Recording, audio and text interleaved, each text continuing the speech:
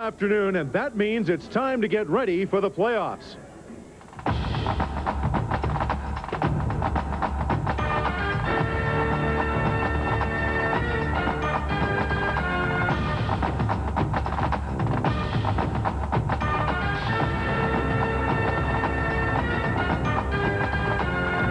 It's the Calgary Stampeders against the Edmonton Eskimos at Commonwealth Stadium in Edmonton, Alberta. Hi, everybody. I'm Jeff Currier. Glad to have you with us for today's ESPN2 coverage of the Canadian Football League game between the Calgary Stampeders and the Edmonton Eskimos. First up, let's take a look at the CFL standings as we head down the stretch. The Toronto Argonauts are home and cooled out in the East. The Montreal Alouettes will host Hamilton in the Eastern semifinal. The Ottawa Rough Riders miss out on the playoffs this year. In the West, the Stampeders have got first place locked up. They're looking to send a message today. The Eskimos will host Winnipeg in the semifinal. Saskatchewan and BC are out of the playoff picture.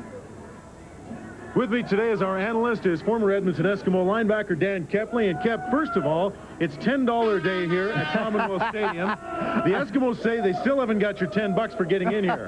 Well, you know, I did the alumni discount. I got it in for $3.50. That's pretty good. Now, quarterbacking today.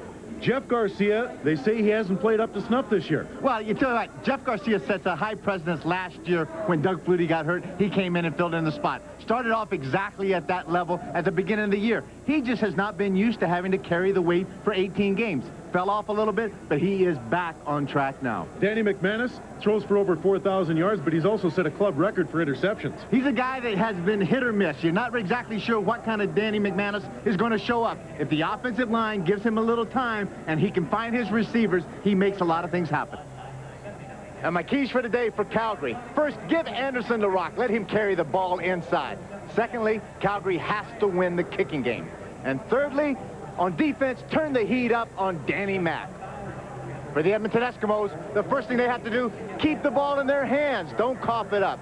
Secondly, that big offensive line and backs, they have to protect the quarterback. And thirdly, on their defense, they got to slow down number 18 Pitts and number 25, Dave Sapunjas. Wally Bono, the head coach of the Calgary Stampeders. Look at that record. 92 wins, just 31 losses and a tie. A .742 winning percentage in his 7th season for the Stampeders.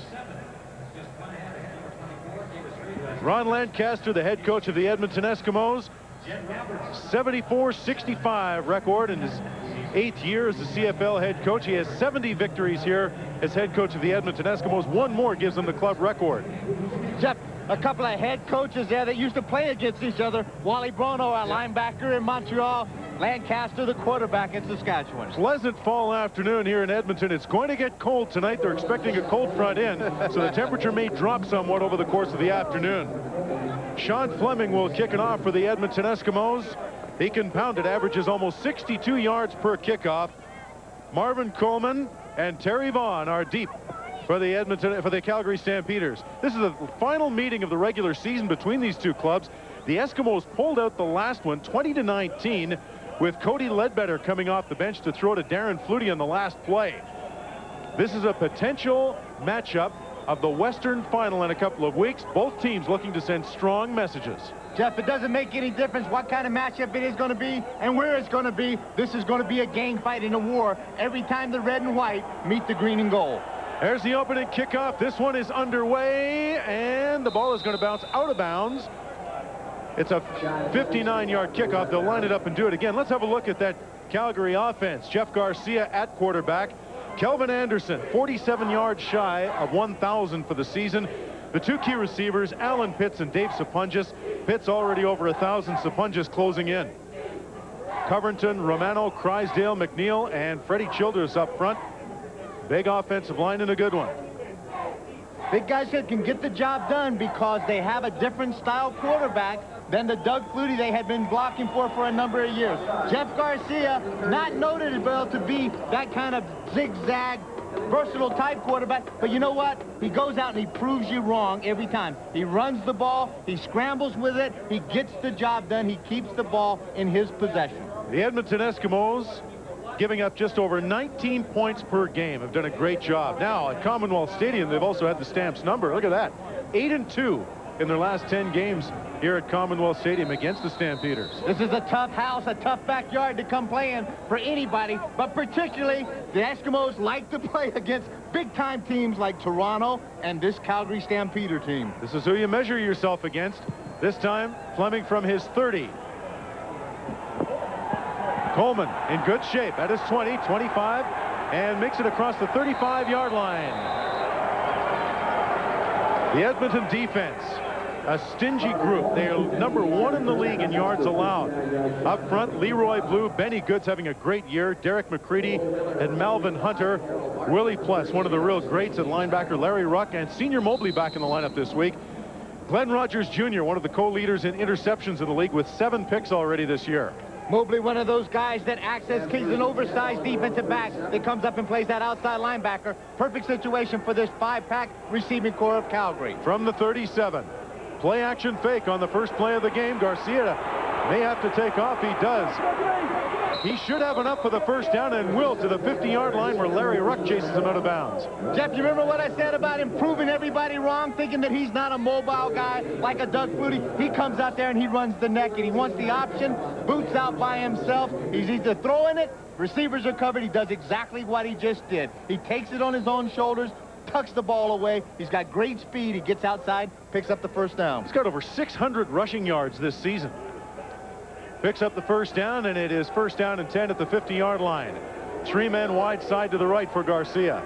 Here comes the blitz from the backside. Kelvin Anderson straight up. Good stop inside by Mel Hunter to limit the gain to 3 or 4.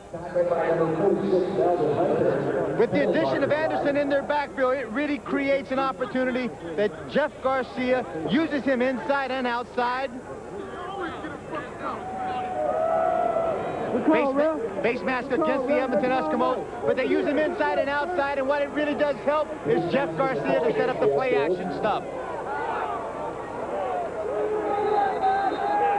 We didn't expect a lot of penalties. Usually you don't get a lot. These are 2 of the more disciplined teams in the league, but now the Stampeders are in great shape at the Eskimo 41-yard line. Both of these teams are a direct reflection on their coaches. Both of their head coaches are very disciplined people. Again, Anderson spins it on 1 tackle. Willie Pless catches up to him, and furious, the weak side linebacker, Senior Mobley. Mobley had him, and then he didn't. I saw him there. I missed him there. Almost had him there. Mobley coming off the corner, but this guy Anderson can run the ball, and he runs it with a lot of power. Leroy Blue playing at the top of his game, 11 sacks this season, 6'2", about 240 with great speed. Second down and 4. They're at the Eskimo 34. Over the middle, complete to Vaughn. He'll have the first down. Glenn Rogers Jr. on the coverage, but great touch by Garcia just to plop it in there in the right spot. Terry Vaughn in his second year out of Arizona. Great receiver, comes in with over 1,000 yards. This is 66 catch. Jeff Garcia not afraid to throw it in some traffic because he is confident of those receivers. Such sure hands, great concentration. Stamps on the move in their opening possession of the game. We're just 2 minutes into this one. Now in the shotgun. You'll see that a lot today. Here comes the blitz. Look out. Leroy Blue with the chase. Pass is incomplete. Great pursuit by Leroy Blue, the veteran from Bishop's University. But again, you talk about Garcia's mobility. He had to run away from that pressure. Did well just to get rid of the football.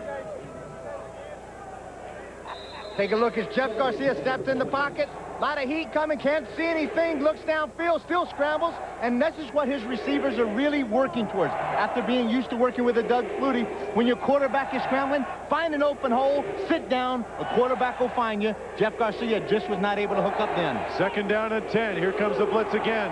He unloads. He wants it. Oh, it is picked up in the end zone. It's coming back. Tavis Reed in the end zone has the pick. And it's Eskimo football.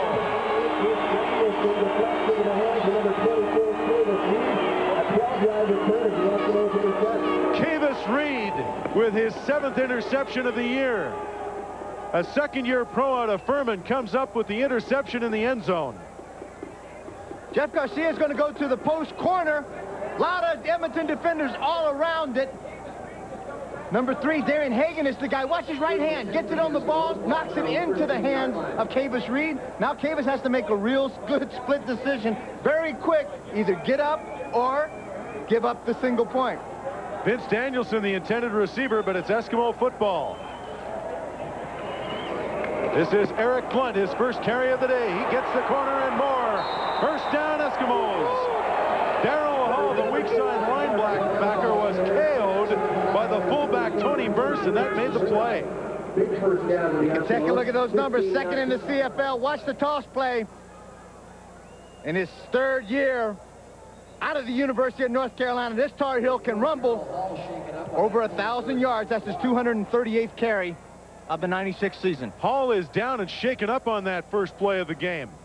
Just back with the Stampeders this year, 7th year out of Washington. Spent 3 years in the National Football League with the Denver Broncos, and he is the ideal body type for that weak side linebacker spot in the Canadian Football League, because you have to cover so much ground that this guy can play the run and cover. If you were going to build a player exactly like the prototype, as you said, Jeff, this guy's going to be it. 6'2", he's about 205, 208. Great speed. He's physical enough to come up and play the rush, and he has great quickness. He's able to cover inside receivers, outside receivers, and backs one-on-one. Ron Lancaster, as we said earlier, needs just one more victory to become the winningest all-time coach in Eskimo history. He is currently tied with the general manager of the Eskimos, Hugh Campbell, and Ron and Hugh were teammates back in the 1960s when Ron was the quarterback and Hugh Campbell the star receiver for the Saskatchewan Roughriders. Those guys played a lot of pitch and catch together. First down and 10 at the 28. Danny McManus. It's complete. This is Burst. He'll have a first down. Right across the 40 to the 41. That Edmonton Eskimo offense starting to blossom of late.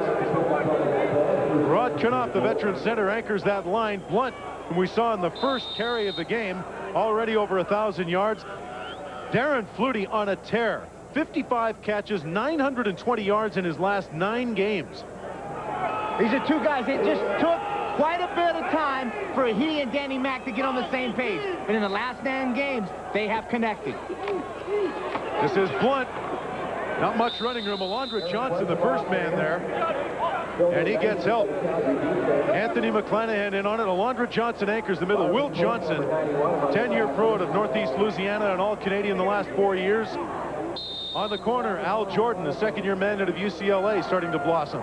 This is the kind of defense that will strike some fear into you. They will intimidate you. They will be physical. They will try to pull your heart out if they have a chance. Second down. A long 8.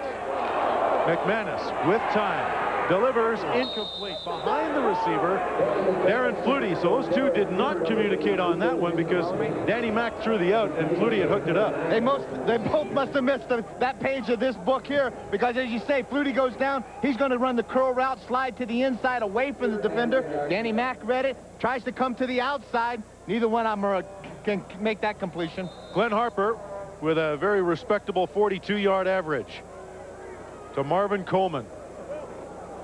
This guy can turn it on. He can burn you at any time. Great punt to the near side. Coleman hemmed in. Looking for some room. He'll get to the 30, and that's all. Tony Burst downfield to make the tackle. We're about 5 minutes into this one. We got a good football game. 10-yard return after that 51-yarder. The definition of radical: to depart from the norm, to stand up for what's important with courage and passion. The definition of Canadian, not American. It's time to stand up and get passionate about your country, its traditions, its future. One of these great traditions is football played the way it was meant to be, radically Canadian. The Canadian Football League. It's hard-hitting, it's longer, wider, faster football. Every game is an event, a party. More importantly, it's our game and we won't change it for anyone. The CFL, radically Canadian and proud of it. Now you too can be a radical Canadian by wearing radical hats, t-shirts, sweatshirts, and golf shirts, all from Starter Canada. Get radical from only $19.99. Call 1-800-817-4CFL. These items aren't available in any store. The only way you can get radical is to call now.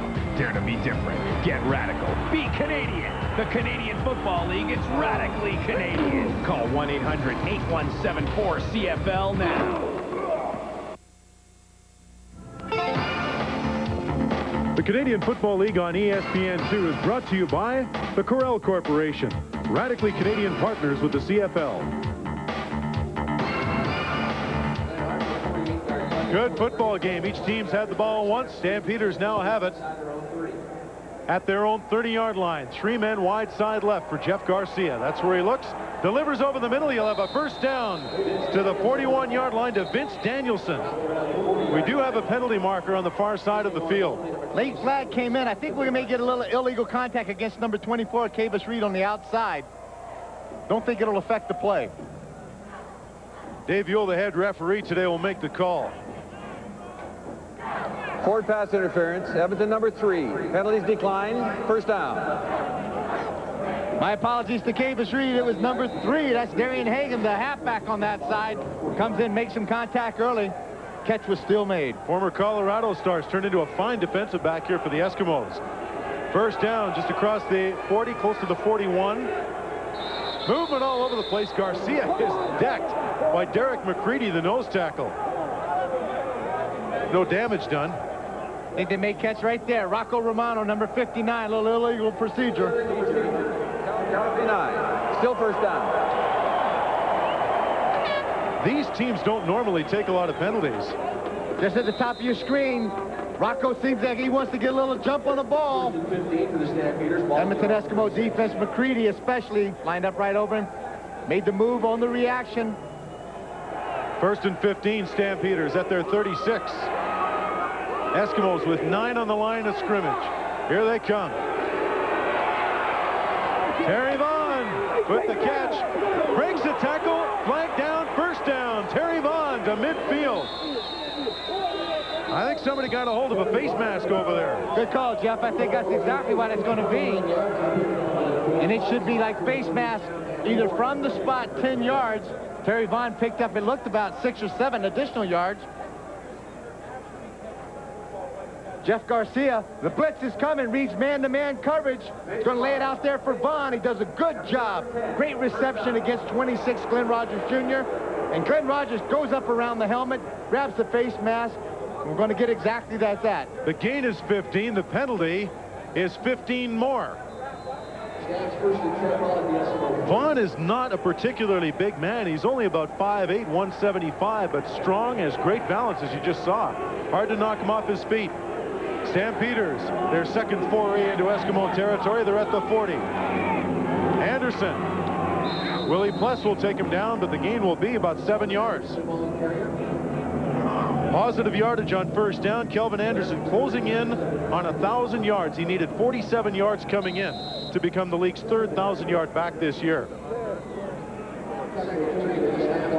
Well, something's going to have to give. You got to figure that one, Cap. This is a tough offense against a great defense. It's a perfect matchup to see what can happen on a fall afternoon. Anderson again slips a tackle, but that's all. Boy, that Eskimo front closes down in a hurry. Great penetration in by Benny Goods, number 40.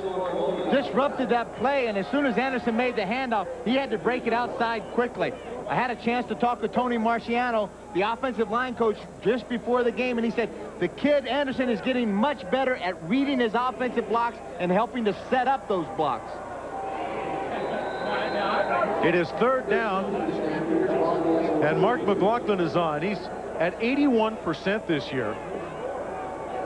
Take a look at those numbers. 47 for 58. This is going to be a 38-yarder. Kevin Reed will spot it. High snap, but they get it down. And it is wide. It's coming out. It's Gizmo Williams. Trying to find some blocks. Now he's got some room. Hey, look out. He wants this near corner. Gets away from Ford. He's to the 40. And Reed will take him out of bounds at the 50. A 51-yard return off a missed field goal. Buono did not want to see that.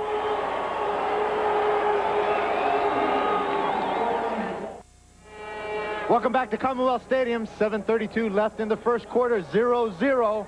High snap, but that wasn't the reason it was missed. Look at the penetration by Leroy Blue. Gets the right hand up, deflects the ball just to the right, and Hizmi Gizmo Williams brings it back 51 yards on the return. Stampeders have had 2 cracks at points and missed both times. Danny McManus from his 51. Over the middle, Eddie Brown on the run is upended shy of midfield. Good support by Eddie Davis, the halfback. That play looked like it was going to go somewhere, and then all of a sudden it didn't. Take a look at the average of the Edmonton Eskimo offense, and you just talked about trying to get the ball into Eddie Brown's hands. Coach Ron Lancaster says we're going to have to drag him under and try to get him the ball quickly on the full run so that he makes a lot of things happen after the catch. Second down. McManus with 4 men to the left. Delivers over the middle. He's got it. First down. Well into Stampeder territory. Darren Flutie to the 36. Darren Flutie's 80th catch of this season. Came in 79 catches, 1,264 yards. We told you he's been averaging over 100 yards a game for his last 9 ball games. Well, I tell you what, quarterbacks and receivers, they're dancing partners. Sometimes you got to figure out who's going to lead, and then once you listen to the same music, you've got the same steps as these 2 guys have had. Those kind of numbers show up on the board. 25 yards the gain to Flutie. McManus heaves it. He's got Eddie Brown wide open at the 5. Stumbles, fumbles. Ball is loose, and who's going to come up with it? The Stampeders have got it. Safety. And down in the end zone, the ball never came out. And so there will be no safety touch. Exactly. Both teams have turned the ball over in the opposition end zone. What an amazing opportunity.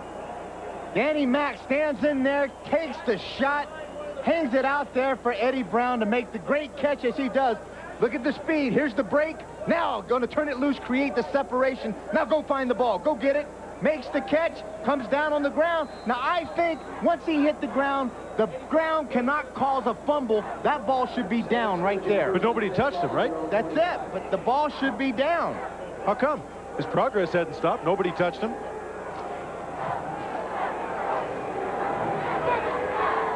Nevertheless, the Stampeders have got the ball on their 25-yard line. Eddie Davis came up with the football. Garcia into the flat. It is intercepted. Hagan after the tip. Down the sidelines. 1 man to beat. He is stopped short of the goal line. They say he stepped out at the 6.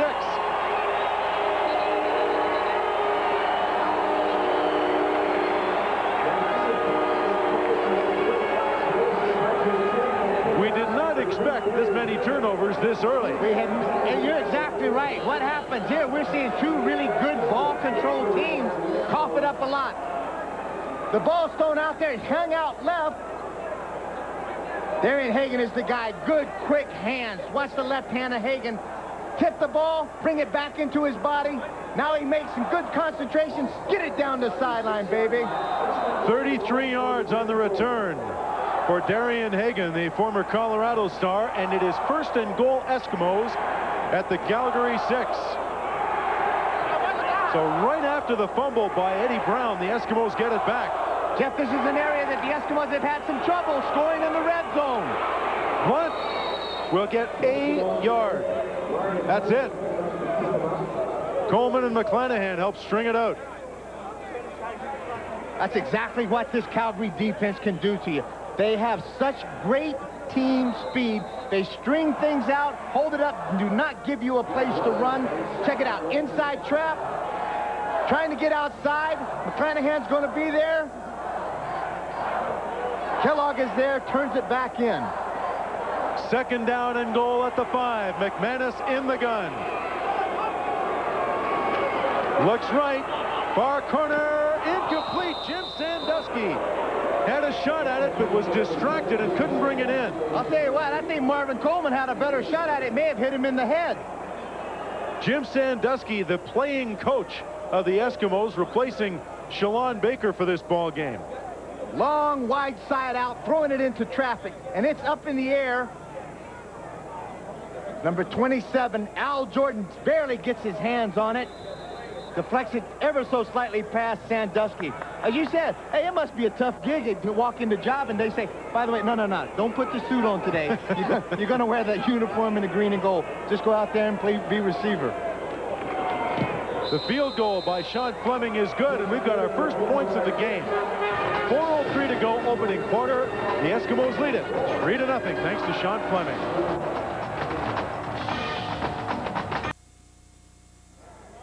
We got a great one going here at Commonwealth Stadium today. The Eskimos leading the Stamps 3-0. This is Coleman on the kickoff return. He's drilled at the 29-yard line. Getting downfield to make it was Errol Martin.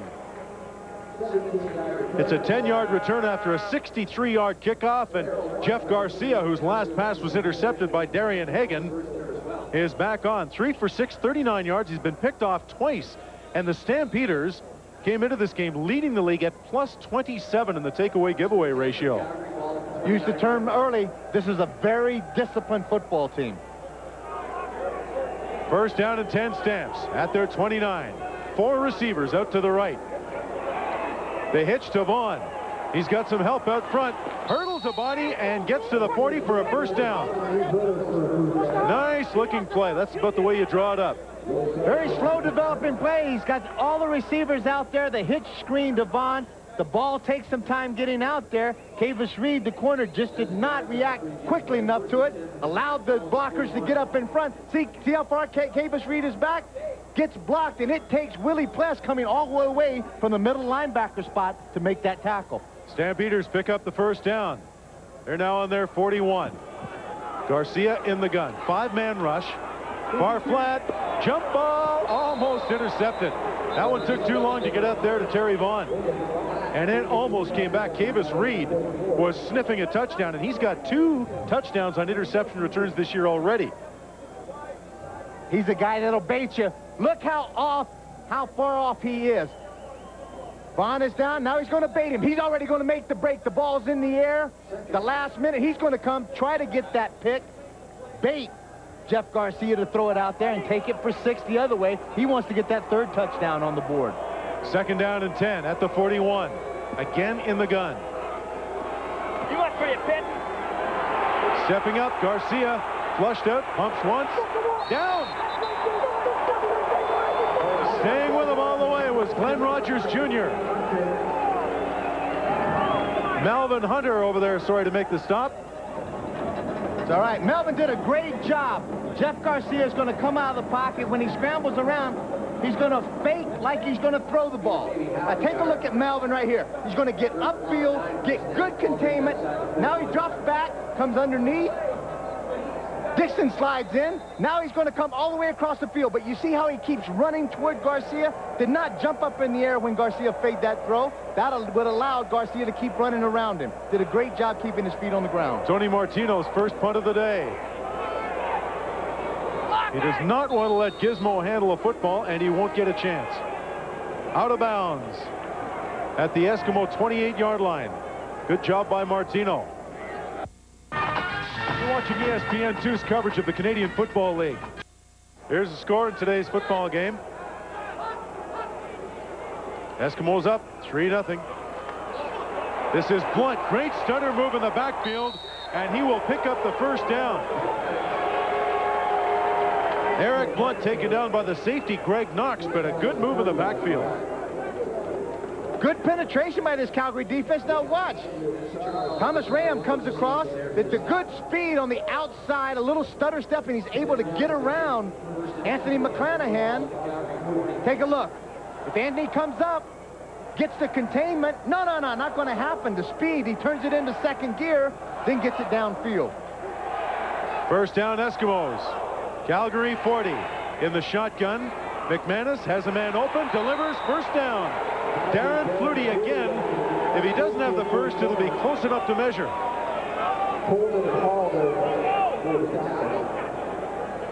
Darren Flutie and Danny McManus, you talked about the kind of communication they're developing. Now watch Darren Flutie. He's the third guy in on the inside. He's going to come down. He's got man-to-man coverage. Little stutter step. Now break it out hard. Create some separation. Danny Mac does a good job of leading him away from the defender. Darryl Hall in the coverage, but almost impossible to cover those. Flutie off to a good start. 12 minutes to go in the half. The Eskimos lead it by 3, looking to add to it. McManus delivers. He's got Blunt over the middle, down to the 22-yard line. Johnson and McClanahan converge on him, but again, positive yardage for the Eskimos on first down. They'll be second and short. Eric Blunt had caught 42 passes coming into this game. He runs the ball. He's known as a runner, but he is a very good receiver out of the backfield. You get that one-on-one with the outside linebacker, in this case, Darryl Hall, and it allowed him to work to the inside. When Danny Mac, as I said, he has the time and he can find his receivers, he can make things happen again. McManus pumps once over the middle. Great catch by Tobert with Jackie Kellogg all over him, and it's another Eskimo first down. Tobert getting an opportunity to play inside. That's only his 23rd catch. Take a look. Second guy on the inside. Going to come up. He gets squatted on. A little bit of a jam, but now he's going to turn away, run away from Jackie Kellogg on the inside. And Danny Mac, again, he's got good vision down the field, throws the ball away from the defender, and that sure-handed receiver out of the University of Alberta made no mistake. Great concentration. McManus into the end zone, juggled, and caught for the touchdown. Mark Tobert again.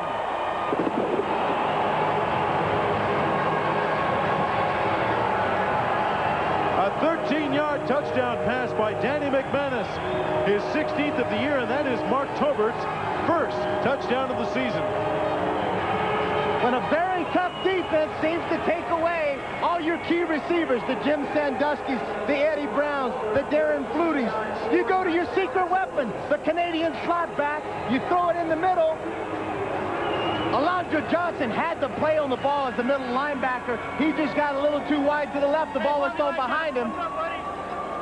But the young receiver shows great concentration, bobbling the ball and catching, as you said, his first touchdown. Point after is good. The Eskimos continue to have their way with the Stampeders at Commonwealth Stadium. Come on, Mark. Here's a happy young guy, Mark Tobert, with the touchdown, and the Eskimos lead Calgary by a score of 10-0 with 10:21 to go in the half. Here we come on the inside. He's the second guy. He's going to bring it all the way across the formation.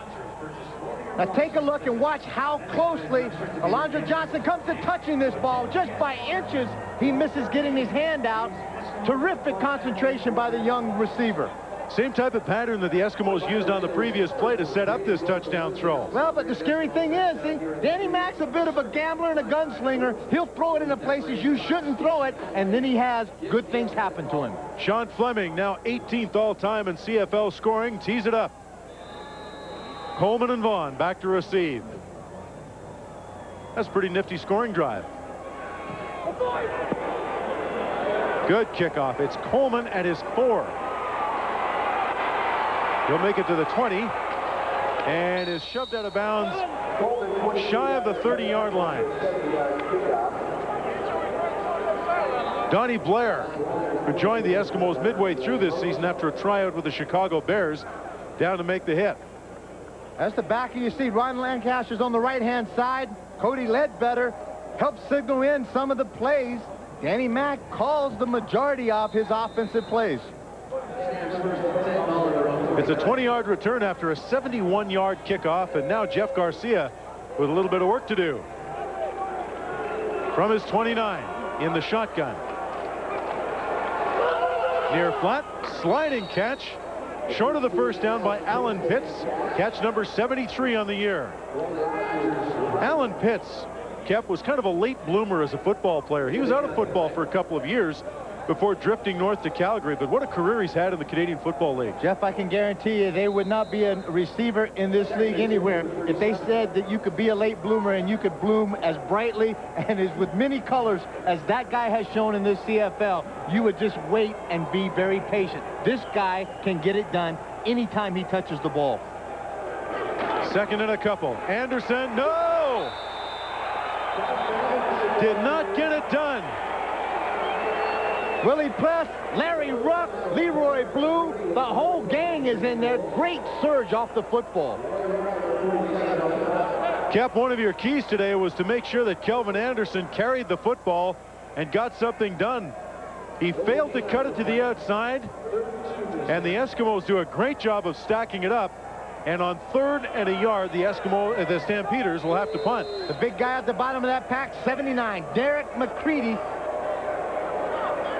out of Ohio State. Done a great job. They've kept Calgary deep in their own end, forced them to punt it out, and they want to punt it into the hands of this guy right here and have the Giz show his stuff. It's a wobbler. It's going to bounce once to the gizmo at his 33. Flags are down, and so is Williams at the 44-yard line. He's taken down by Kevin Reed. And I think we may get a illegal block against 24 Edmonton, Kavis Reed. 43-yard punt.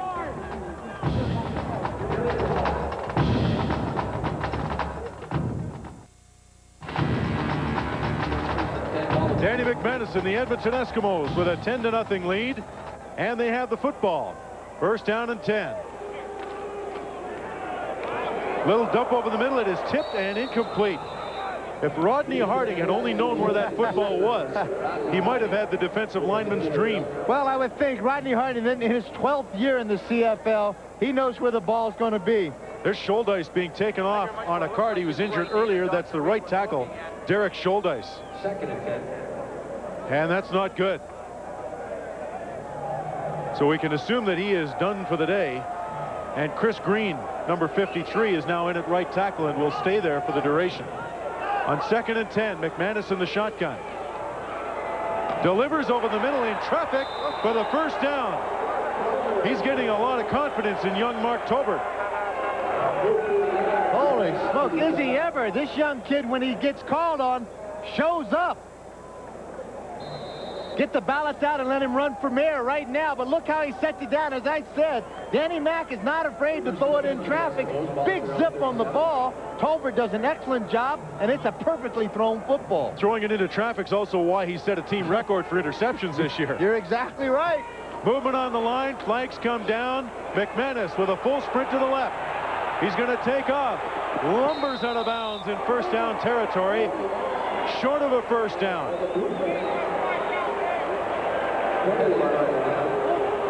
But the second quarter was going to elapse before McManus made it to the sidelines. We may have gotten right into the halftime. That was it. Going to listen to this. I think we've got offsides against the Calgary Stampeders. Listen to the call. Offside, Calgary 91. Penalties declined, second down. Big Daddy Marvin Pope, the veteran from Ohio Central, who had a look from the 49ers this year, offside. Right at the top of your screen, Danny Mack gives a little stutter count, gives it that hut, hut, hut. Tries to get somebody. He's right up in the middle of your target. Actually, Will Johnson and Steve Anderson both got an earlier jump than Pope. On 2nd and short, how about that pop inside by Alondra Johnson? Tony Burse, the fullback, trying to get the first down. Alondra Johnson stuck his head in there. They'll get the first down, but not by much. He's the team leader in tackles this year and every other year for the last 5. First in team tackles, 2 sacks this year, 4 interceptions. He's a 1995 All-CFL middle linebacker. He does it all for the team that he's playing for. From the 47, Eddie Brown on the run. He's got a huge seam to the 40, 35. He's got the Jets going full speed. Marvin Coleman saves the touchdown.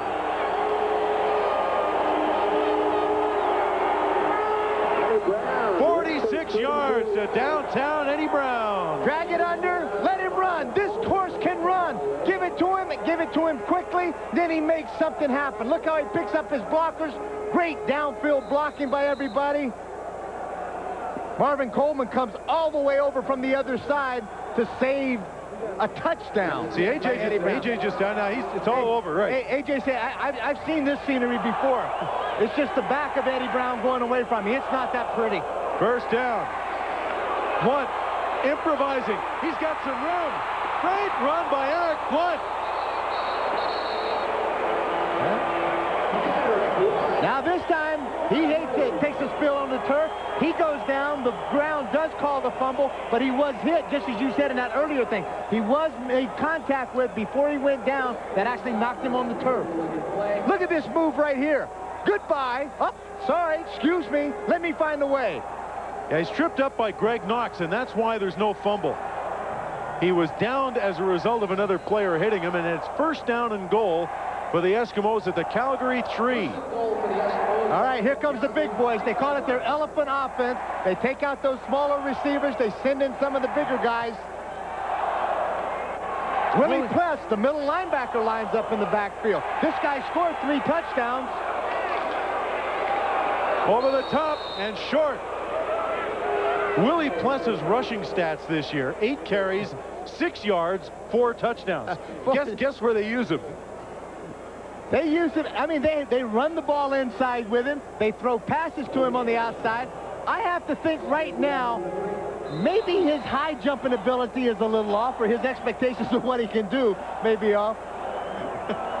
Because he wasn't going to get there. There's not a chance to get down him. Second down and goal. The ball just inside the 3. Again, it's Willie, and again he is denied. Alondra Johnson got in there. McClanahan, the first man to hit him. And the white jerseys converged in a hurry, and it's now third down. Kep, do you question using a linebacker from the 3-yard line instead of your running back? I do. I think it's a great thing, and I'll compliment Willie Pless as a linebacker that he's able to do that. Take a look at the shot here. McClanahan comes in. Boom, they're hitting everybody up in the chest. Body parts are falling out of there. Don't mess around. This is a tough place to go. Alondra Johnson comes all the way down the line of scrimmage to make sure he gets his hands on it. You got a 1,000-yard running back sitting on the bench. It's third down and goal. They will gamble. McManus, play action fake. Over the middle. Eddie Brown scores!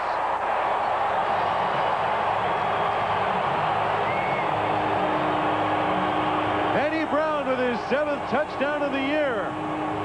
And with 4:03 to go in the half, the Eskimos are up 16-0 with the point after coming up. Well, when the end results happen like this, you can't argue with what they've got in the backfield. But Danny Mack is very lucky as he throws the ball inside. Take a look right there. Greg Knox slips and falls down as Eddie Brown goes right behind him. He never sees him. Sean Fleming with the point after coming up. Harper, the punter, will spot it. It's good. Edmonton 17, Calgary no score. Eddie Brown is the reason. Along with that man. Think he's happy?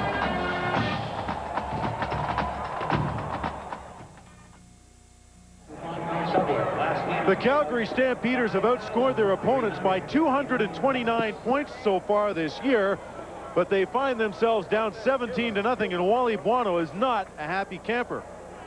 He has a lot of reasons not to be happy. Obviously, this offense is not executing the way that he has seen them execute in the past. And normally, a defense that does not make a lot of big mistakes is making those mistakes today. Coleman and Vaughn back deep to receive. It's going to be Marvin Coleman. Near side at his 22. He's got some room up the sidelines, cuts it back in. Look out! Into Eskimo territory and is taken down at the 45-yard line by Errol Martin. And Jeff Garcia and the Stamps have now got a short field. It's a 40-yard return after just a 55-yard kickoff. Perfect kickoff. You've got him hemmed into the sideline. You've got everybody coming there. Guys just do get all out of their lanes. They do not know where Coleman is. They lose track of him, and this guy, like a water bug, picking his way through the holes, does an excellent job. Great field position, 1st and 10 on the 45. Jeff Garcia, the 25-year-old from San Jose State, in the shotgun. Steps up and is down. Benny Good's got a hand on him. Benny Goods, 12th sack of the year. Let's look at that scoring drive to Eddie Brown. 8 plays, 83 yards, 443. So he ate up a lot of time. On 3rd and goal from the 3, Eddie Brown comes up with the touchdown. But, you know, Jeff, you said it earlier, and I'll say it again.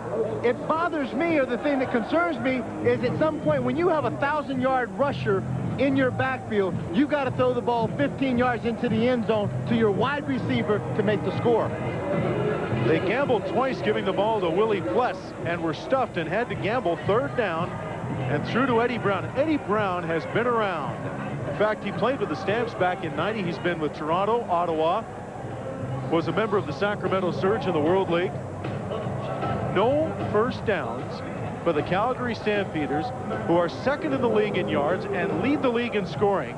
And they've been held without a first down. There's Danny Barrett with a jacket on in the clipboard. He's the backup quarterback, the 13-year pro out of Cincinnati. John Huffnagel, the offensive coordinator, talking to Jeff Garcia. Next year, Huffnagel is going to be the head coach of the new Arena Football League team in New York, New Jersey.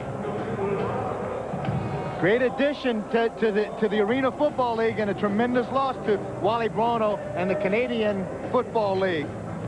3:18 to go in the half, and that's how close the Stamps are to a personal low for the year. G. McNeil, the right guard, shaken up on that last play. 2nd down, 16 to go at the 51. Big blitz. Garcia drilled as he throws. Oh, man, did they let him have it. Willie Pless, and a flag comes down late.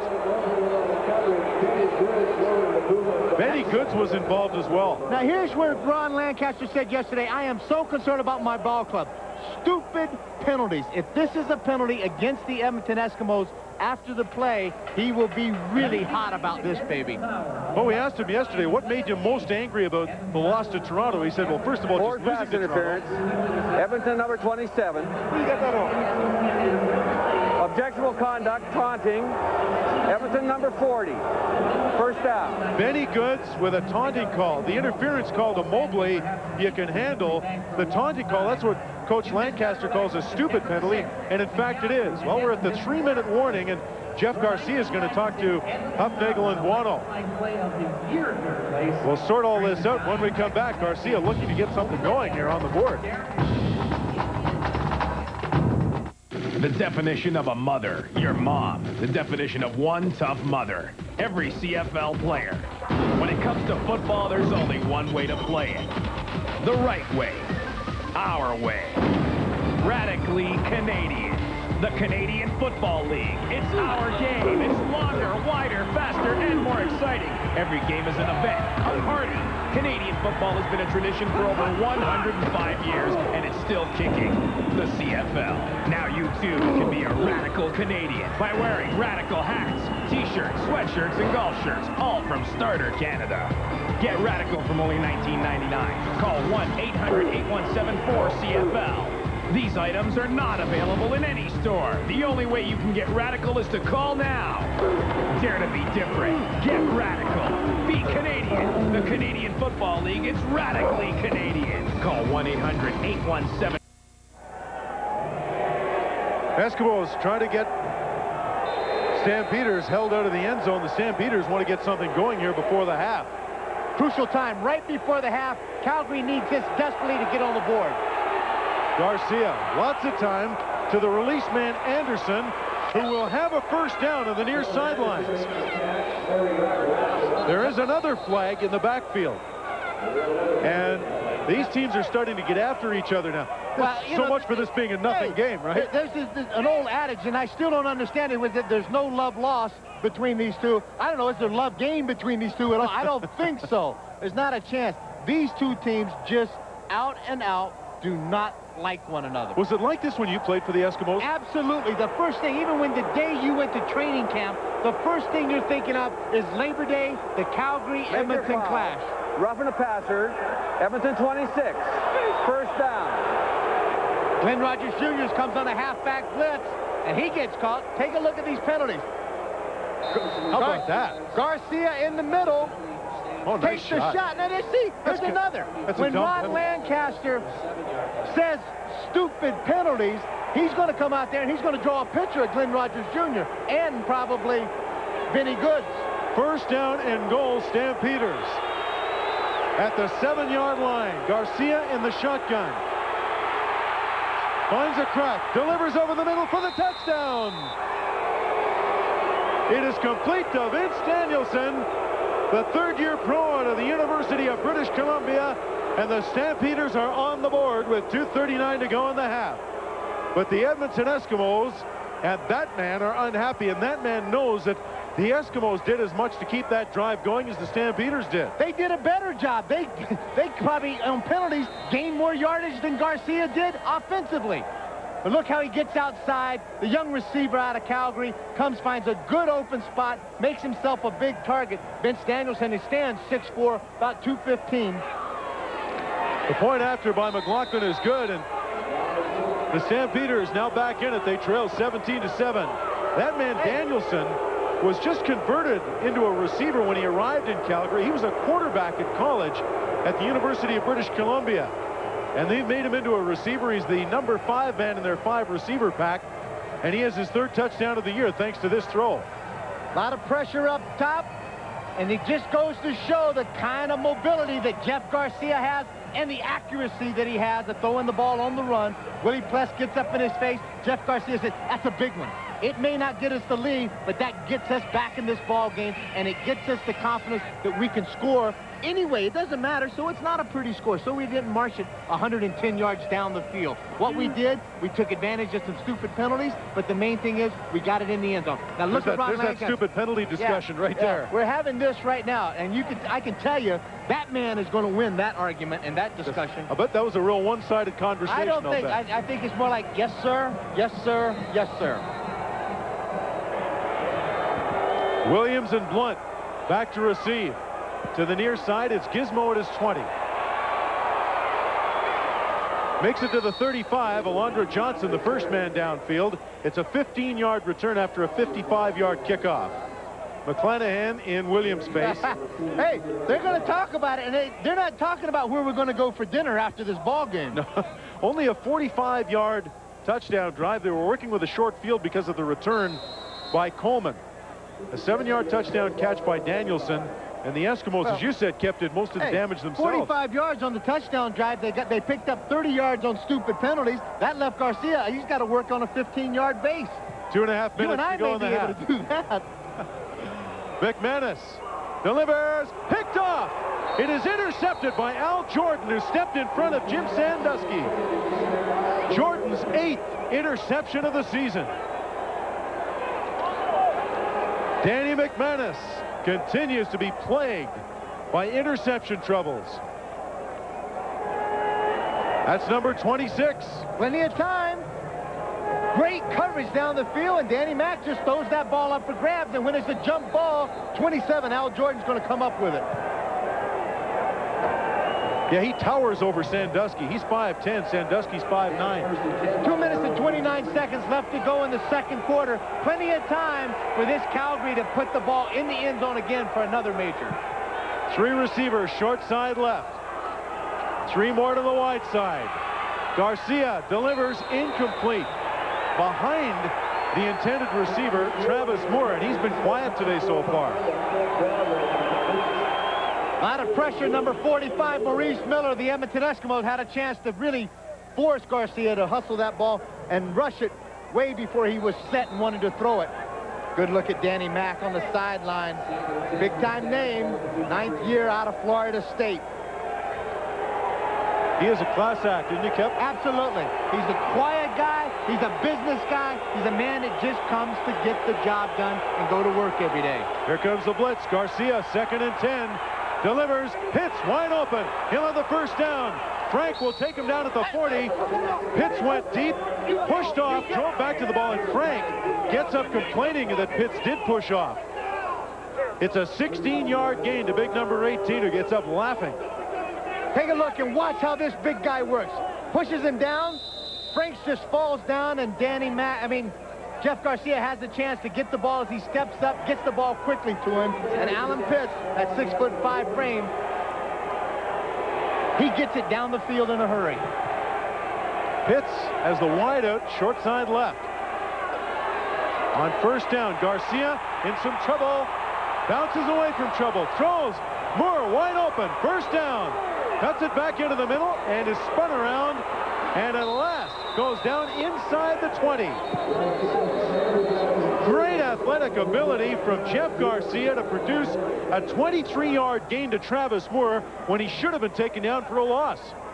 23 yards on the... You don't know exactly which side to go for. I want to say Jeff Garcia made a great effort, and the Edmonton Eskimos are playing sloppy defense. Poor tackling. Don't keep their feet up underneath them. Jeff Garcia does a great job to get the ball out. Defensive backs leaving their receivers, not making a good effort, and making tackles. Senior Mobley had him in the backfield, and Mobley's having a tough return to the lineup today. First down, Stamps at the 17-yard line of the Edmonton Eskimos.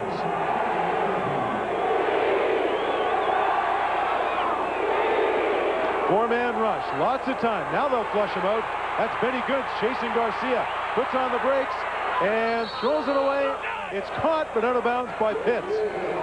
That is an unbelievable effort by that young man right there, Jeff Garcia. He is being hounded by Benny Goods. Benny Goods has the angle on him, does a great job of just twisting around, getting his shoulders parallel, and being able to put with some zip on the ball and throws it about 25 yards down the field to Alan Pitts. First hop, though, babe. Yeah, it wasn't one hop. Good call by the officials, and it's second down at the 17-yard line with 1:27 to go in the half. Here's Darian Hagan. He's got an interception today. Alan Pitts with 9 touchdowns so far. Haven't heard much from Dave Sapunjas. Look for him maybe inside. Garcia steps up, breaks a tackle from Larry Ruck, dumps it off. Terry Vaughn, touchdown! Jeff Garcia to Terry Vaughn, and the Stampeders will narrow the gap. In Calgary, Kep, you know they've got that horse that gallops up and down the sidelines. They don't have the horse here, so Garcia did a gallop himself back to his own bench. Take a look at this kind of effort. Right in the middle of the pack, that's Larry Ruck, comes up, gets blocked, tries to get up, grabs a little cloth. Jeff Garcia puts the stiff arm on him, slides away, and then finds Terry Vaughn. And while all that's happening, Garcia was sprinting back up the sidelines in front of his own bench. He knew he had it the moment that he released the ball. Is he excited? You bet. 17-14, 1:19 to go in the half. Terry Vaughn with touchdown number 5 on the season. These are a bunch of guys on the sideline over there saying, hey, listen, we gave them that 17 points. We made some stupid mistakes. We got them into the end zone. It's our responsibility. Let's go back there and let's get back what is ours. This is the potential matchup in the Western Final, and both teams want to stake out their territory. It's the rubber match of the regular season. Here's Garcia. Take a look as he steps up. Larry Ruck has a chance at him. Now, Larry Ruck is normally a sure tackler. Jeff Garcia just blows it by him and gets the ball into Terry Vaughn's hands. Nobody's around. Where's the defender? Sloppy play of the Eskimos' part. Great effort on the Calgary Stampeders' part. Congratulations all around. Now, the big thing that, I mean, obviously Calgary has to be very excited. They've won first place. They get the bye. They sit back and they watch the second-place team and the third-place team play. 2 touchdown drives, though, kept. Stampeders working with a short field both times. Here's Williams trying to give the Eskimos a short field. He breaks one, breaks another, but the third man will catch up with him. He's taken down by Eddie Davis. And the Gizmo's still looking to make a big play. He can do it at any time, as you know, Kep. 62 yards on the kickoff. 17 for the Gizmo on the return. 1:12 to go. Now still lots of time for Danny McManus. 14 points the last 2 minutes and 29 seconds. Terrific effort. They scored once. They did a great job of coverage. Their defense comes out. They stop the Edmonton Eskimos. They get the ball back in the hands of Garcia, and they let him do what he can do best, put the ball in the end zone. First down, Eskimos. They keep it on the ground. And hitting the ground in a hurry was Blunt. Will Johnson on the stop. Minute 7 to go. The clock stops after every play on the last 3 minutes of the half and the ball game. We got a timeout called now by the Calgary Stampeders. So Danny McManus will come over and have a little chat with 1:06 to go. And second down and 11. Wally Bono having a conversation. John Hufnagel, the offensive coordinator. John, one of the most prominent offensive people in this business. In his own right, a great quarterback. 12 years in the Canadian Football League as a quarterback. And a lot of people would know he's a great quarterback out of Penn State. He was one of those guys who spent a 3-year apprenticeship in the National Football League with Denver as a backup and then came up to Canada, had a good career. Second down, Eskimos. And 11. McManus tosses it to Flutie around the far side. He's got some room. He needs a block. Doesn't get it. Fighting off the block to make the hit was Jackie Kellogg. It's not a kind of play that I would run in this situation. The Calgary defense is second and long. They're going to sit back. They're going to force you to have to make a first down, 8 or 10 yards. Everybody can sit back. They can see the movement of this reverse. And now all they have to do is come up and be a football player. React, get up, make the tackle, short of the first down, and they do exactly that. It looked like a first down play. Well, that's what I think. Now, Glenn Harper, he'll be contented. He'll be happy to let the clock run right now. 50 seconds to go. Maybe run it down. There's 11 on the time clock. Try to get the punt off, and obviously give Jeff Garcia as little time as possible to work with. Fine punt. Vaughn at his 26. He won't make it to the 40. 33 seconds to go. It's a 9-yard return, a 48-yard boot by Glenn Harper. The punters are pounding the ball here today. That's not a lot of time for Jeff Garcia, but he doesn't need a lot to give his field goal kicker, Mark McLaughlin, a shot at it. This is a guy who was a backup last year to, in my estimation, one of the best in the business at the last 3-minute or 2-minute drill, and that would be Doug Flutie. This guy has learned a lot of how to get the ball down the field in a very short time. It'll be everybody out. Garcia from the shotgun. He wants Alan Pitts. He's got him at the 40. Alan Pitts works in behind the coverage. Trent Brown, the safety, didn't get over fast enough to help out Darian Hagan. Post corner. Darian Hagan just does not pick up the football. Alan Pitts does a great job. The safety, Trent Brown, is slow getting over there. The ball hangs up until Christmas before it comes down. And that guy, again, comes up with a big play to set up at least a field goal opportunity. Garcia delivers. Pitts can't bring it in this time. Good coverage by Glenn Rogers Jr. That's a fine defensive play by Rogers. 13 seconds to go in the half. Second down and 10.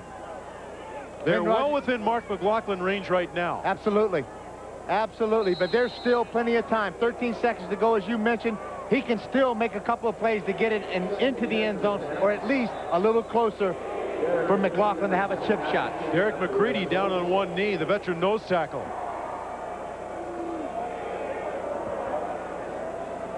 And so Jed Roberts, who's the Eskimos' leading special teams tackler, will come in and take up that nose tackle spot. Garcia again with an opportunity to chat with John Hufnagel. Did you hear that just now? If you don't see it, throw it out of bounds. If your play's not there, just throw it out of bounds. That's what Huffer told me. him. Do not force it in there. The least that we want to do out of this situation is come away with 3 points that will tie us. The last 3 minutes of this half have belonged to the Calgary Stampeders. Oh, Huffy just working on that gum on the sideline, baby. Garcia sidesteps the pressure, flags her down, and we're going to see a penalty as Garcia gets the first down, but I think it'll come back. I think what we're going to get is a holding call against the Calgary Stampeders, a crucial penalty in a crucial situation. You got to take this penalty. 6 seconds to go, and this may end the Stampeders' hopes of tying this ball game up. Calgary 67. Second down repeated. That's not good. Jamie Crysdale in the middle, the center.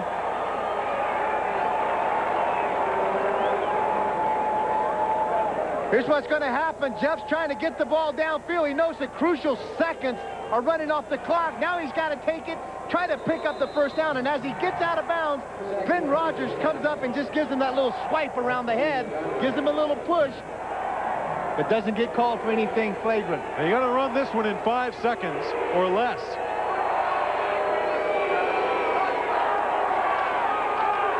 Clock running down. Garcia delivers. Dropped by Dave Sapunchis. And that is the final play of the half. It's the first time all day they have thrown to Dave Sapunchis. He couldn't bring it in. Garcia arguing for a flag. Sapunchis quietly pleading his case. Garcia's a little more vociferous about it. They'll go to the locker room. We got a tussle here. The Eskimos up by 3.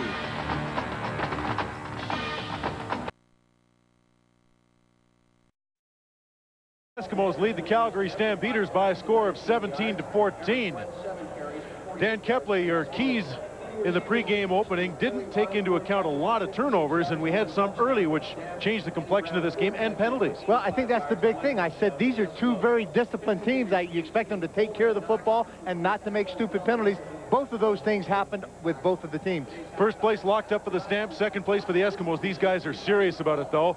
Let's take a look at some of those first half numbers.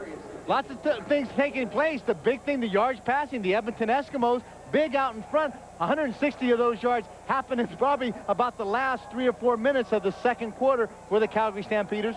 2 big turnovers for each team. And what those numbers don't show, the number of penalties the Eskimos took to help the Stampeders get in the end zone in their first touchdown drive. Stampeders also worked with short fields both times on those touchdown possessions. Second half just about to get underway. The Eskimos will receive. Mark McLaughlin all set to kick it off. Second half is underway at Commonwealth Stadium. The temperature is dropping. The intensity is rising. Henry the Gizmo Williams, who can turn a stadium on its ear at any time, gets out across the 45, where Reed and Jordan combine to bring him down. Jeff, we got a flag on the kickoff. It goes to be offsides against Calgary. I would expect Edmonton to decline that penalty. It's a 23-yard return by the Giz after a 60-yard kickoff. Penalties decline, first down. Marvin Coleman offside on the kickoff, but you're right, Kep. And, of course, for the kickoff guys, there's nothing they hate more than to have to run down there a second time. Well, that's the tough thing, you know, particularly when if you're offside, you can think about, hey, I'm excited, I'm pumped up, it's the halftime, I'm trying to make something happen big early on this kickoff. The thing that they hate is when the kicker kicks it out of bounds. Now you got to turn around and go back and sprint another 50 or 60 yards. Pretty good numbers for Danny McManus in the first half. Eric Blunt drilled. And Blunt is denied at the line of scrimmage. And now Danny Mac checking that wristband to decide what passing play is up next. The Eskimos have run the ball well at times this year, and then at other times they've just done nothing on the ground. No, this offensive line has been just about as inconsistent as Danny Mac has. Sometimes when they've done very well, he hasn't been on, and when he's done well, the offensive line hasn't been on. Second down.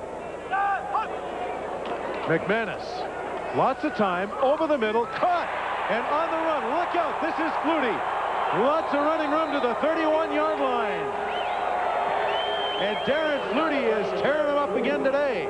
And baby, oh baby, I'm going to tell you about two guys that were on the right page at the right time.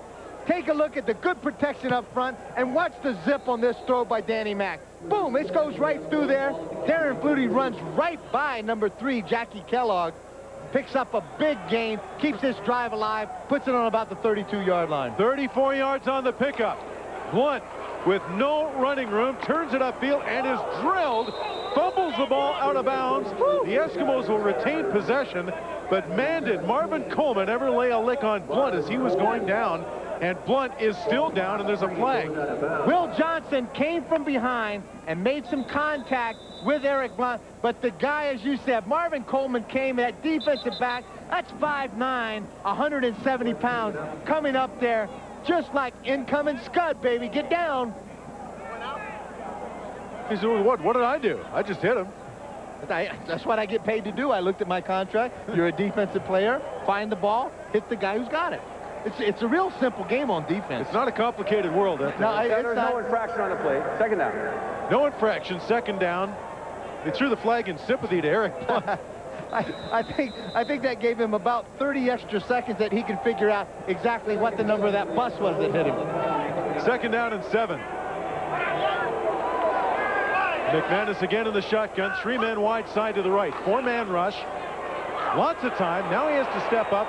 Unloads. Wide open. Easy touchdown. James Sandusky.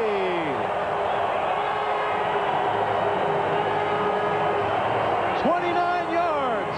Sandusky's first touchdown of the year. And the player coach can still get it done. You know something?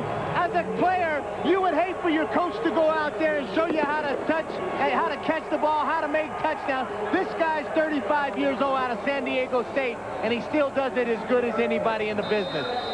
This was the only change Ron Lancaster made, not brought about by injury. The thing that he said, he had Shalon Baker, his second-year receiver, who's out of Montana, a good receiver. He said, I'm just making the change. The reason that I'm making the change is because Jim Sandusky usually has big games against the Calgary Stampeders. And again, he shows you exactly why. The Edmonton Eskimos have a 6-2 home record this year. They're looking to make it 7-2 after losing that tight one to the Toronto Argonauts. Jeff, I can guarantee you there was a really strong conversation taking place between Ron Lancaster and the Edmonton Eskimos at that halftime. Terry Vaughn from his 12. Trying to get to the far side.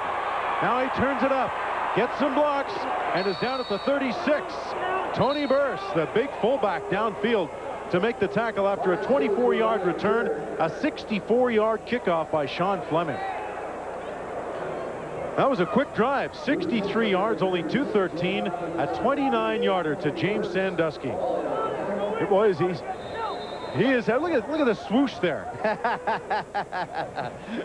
Hey, forget it, Tiger Woods got all the money, babe. Sandusky, there's nothing left over for you.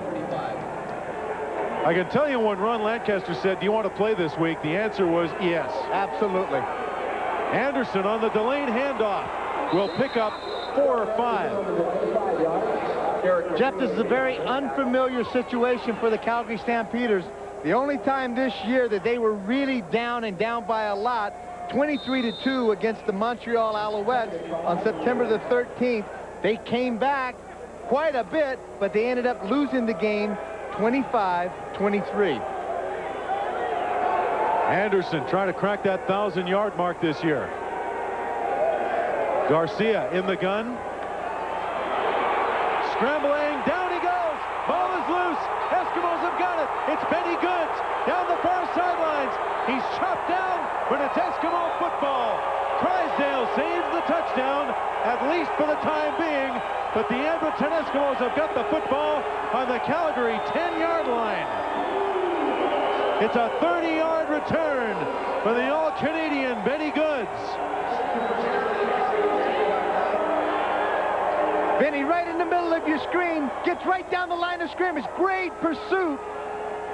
Leroy Blue is the guy that makes the tackle on Jeff Garcia, strips the ball loose, and Benny Goods, 6'3", about 278.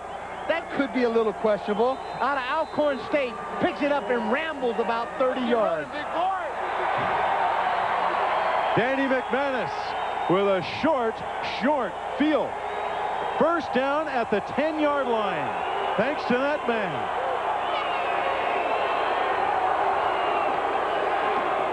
Tony Burse is strung out and shoved out of bounds by 3 Stampeders led by Eddie Davis. Daddy Marvin Pope also helping to lead the charge. Big Daddy's in there. As I said, this is such a great penetrating defense, and they do force and string that ball out. And when they do, these great, quick defensive backs of Calgary come up to make the tackle. It's a terrific situation. Here is where the Edmonton Eskimos have not been very good this year. Second and long. McManus in the gun. They give him time. He's got a man open. It's almost intercepted. Coming over was Al Jordan, and he wanted his second pick of the day. He's already done it once back there. It's amazing. They start off, Benny Good gives them better field position than they end up with. Danny Mac comes back, plenty of time. Take a look up top. Eddie Brown going to the post. Poorly thrown ball, way behind him. Should have been intercepted. And it should have been. Al Jordan should have come up with his 9th interception.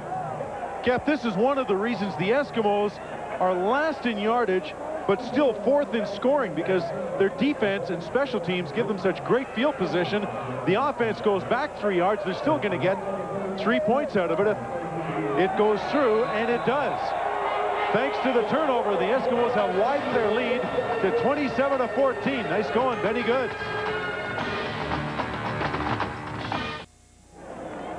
All right, baby, that's it.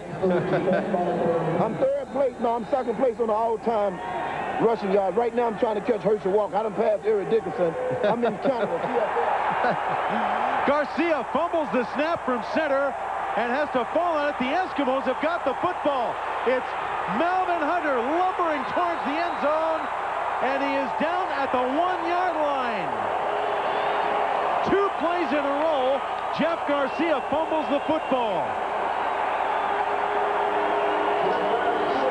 Now the Eskimo defense is holding up its end of the bargain in this 3rd quarter.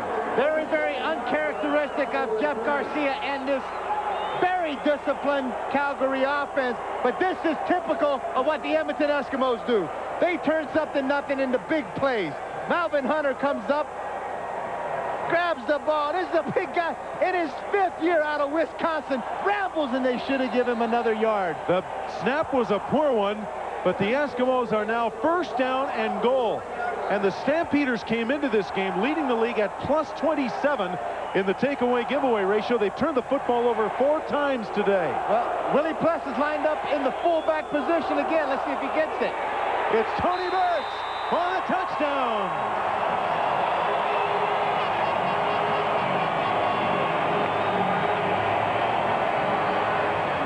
That is Tony Burks' 8th touchdown of the year, his 6th on the ground.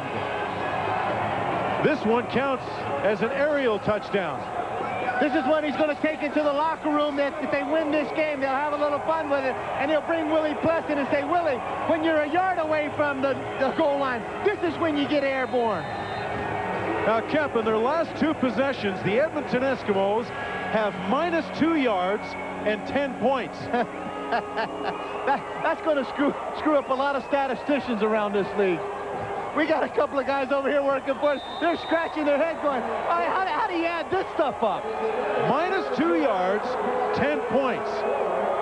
What a turnaround from 17-14 with all the momentum for Calgary at the end of the 2nd quarter, going in at halftime, to coming back in a very short time, 9:30 left to go. And you can see the score, 34-14. That's the quick 20 points.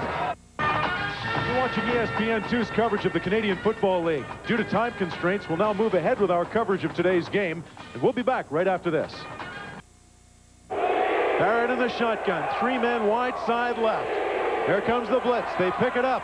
Barrett for Sapunjas, underthrows him. He had the sponge open for a 1st down, but didn't get the ball there. Little miscommunication, it looked like, between the 2 of them. As Sponge went and broke to the out, he almost bent it up to the top. Now watch him.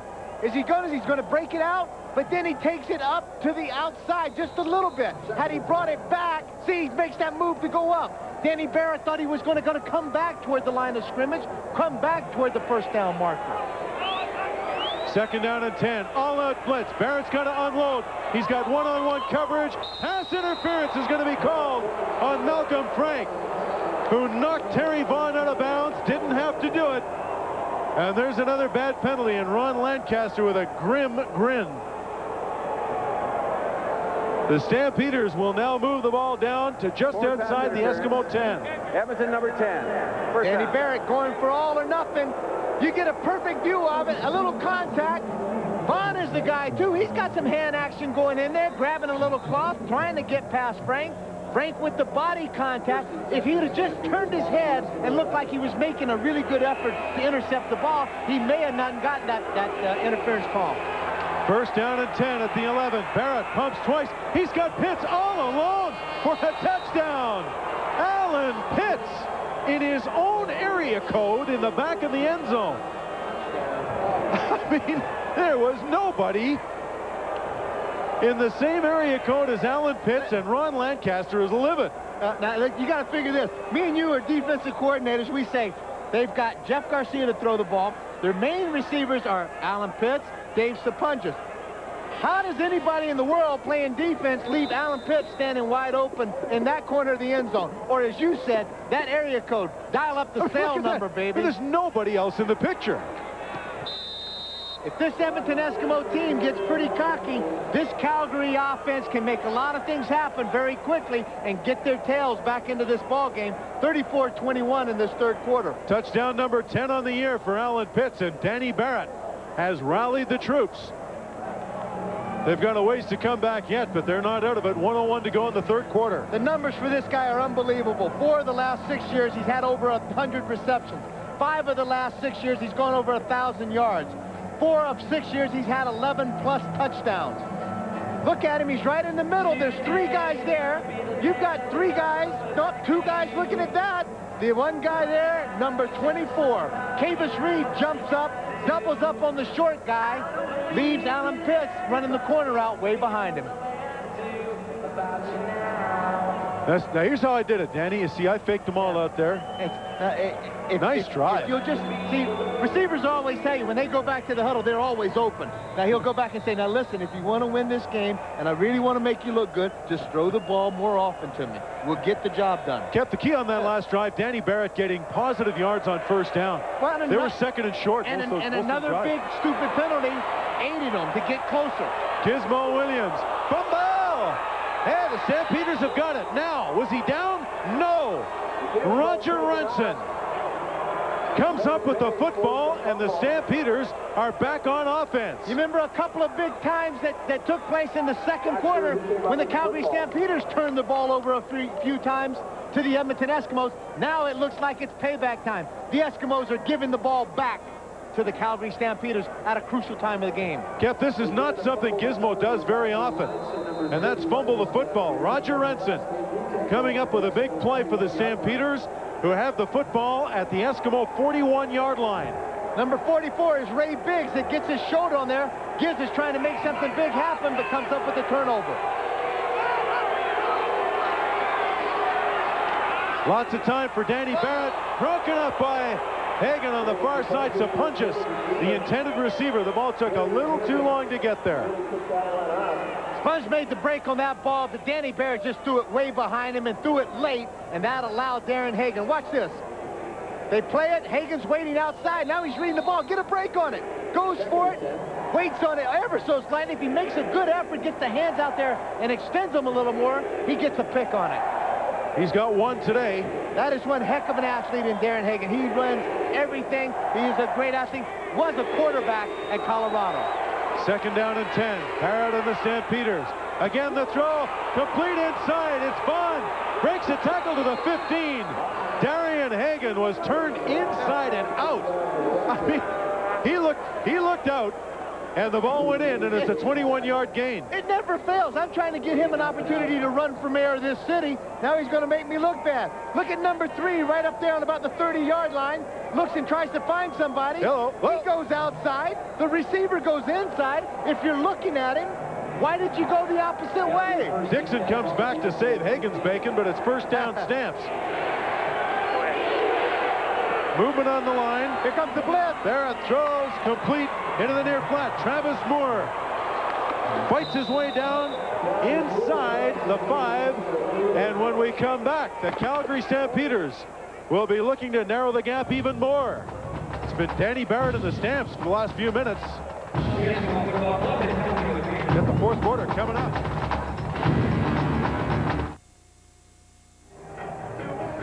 Well, the Eskimos have got that 34-21 lead, but it may not last long. The Stampeders are first down and goal at the Eskimo 4-yard line. This drive started with a Gizmo Williams fumble. Danny Barrett in the shotgun into the end zone. Alan Pitts for the touchdown. There is a flag.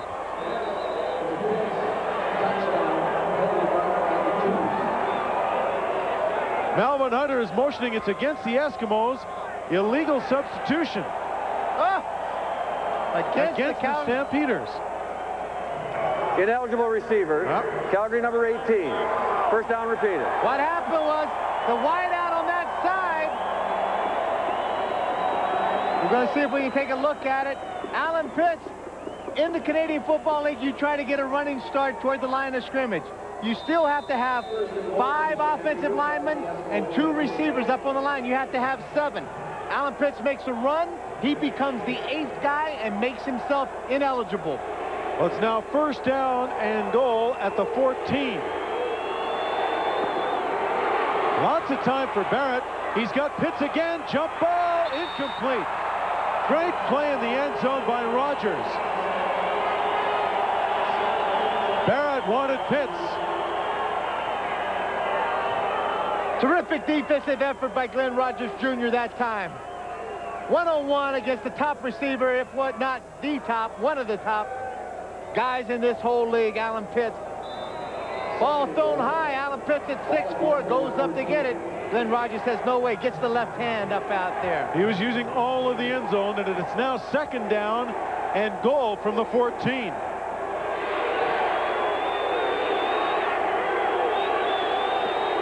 The middle's open. Barrett again for Alan Pitts, just out of his reach.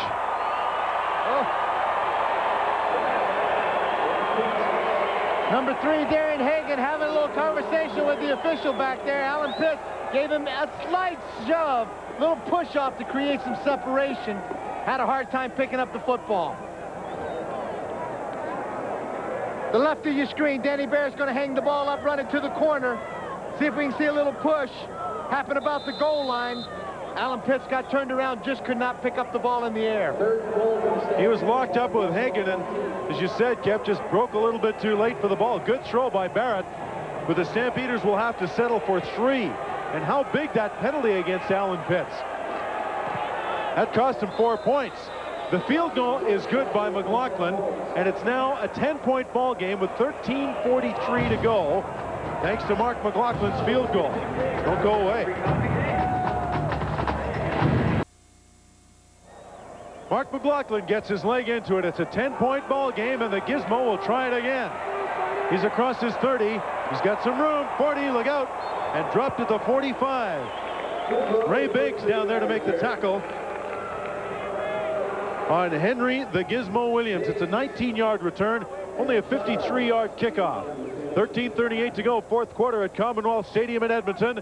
The Eskimos lead the Calgary Stampeders 34-24. I'm Jeff Currier with Dan Kepley. Glad to have you aboard with us on ESPN2's coverage of the Canadian Football League. Danny McManus, 9 years out of Florida State, the Eskimo quarterback. 3 touchdowns today. He's been intercepted twice. Hands off to Tony Burst, who will pick up a yard or 2. Burst now the prime ball carrier with Eric Blunt out with an ankle injury.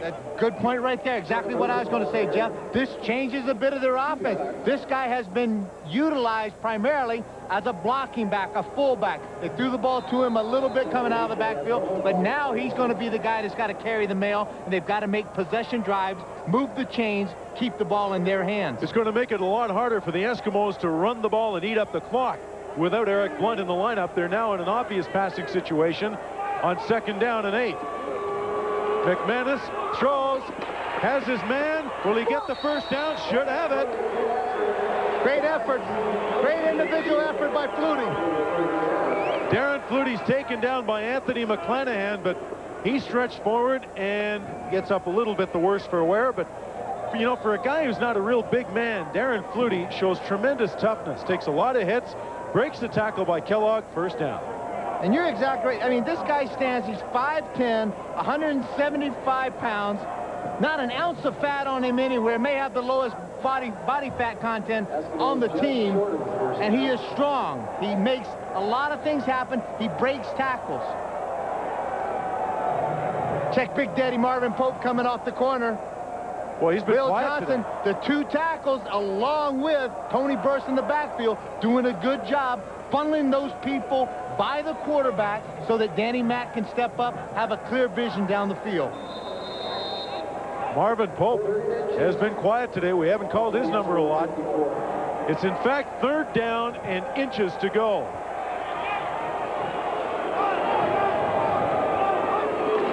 McManus will keep, and he'll get the first down and move the chains to midfield.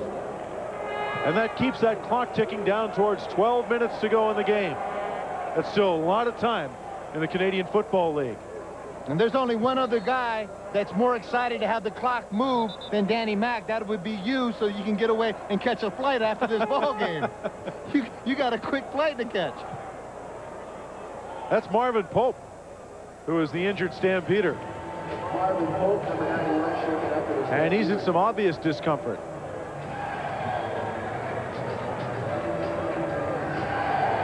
Looks like they're attending to his neck there, Kep. Big Daddy Marvin Pope, as you said, out of Ohio Central, played the middle linebacker for a number of years up until last year. They've moved him from the middle. They had Alondra Johnson playing the outside. Then they moved Marvin to the rush in. They moved Alondra back into the middle. Marvin's been kind of in and out of Wally Buono's doghouse over the course of this season. But I tell you what, this guy is a competitor.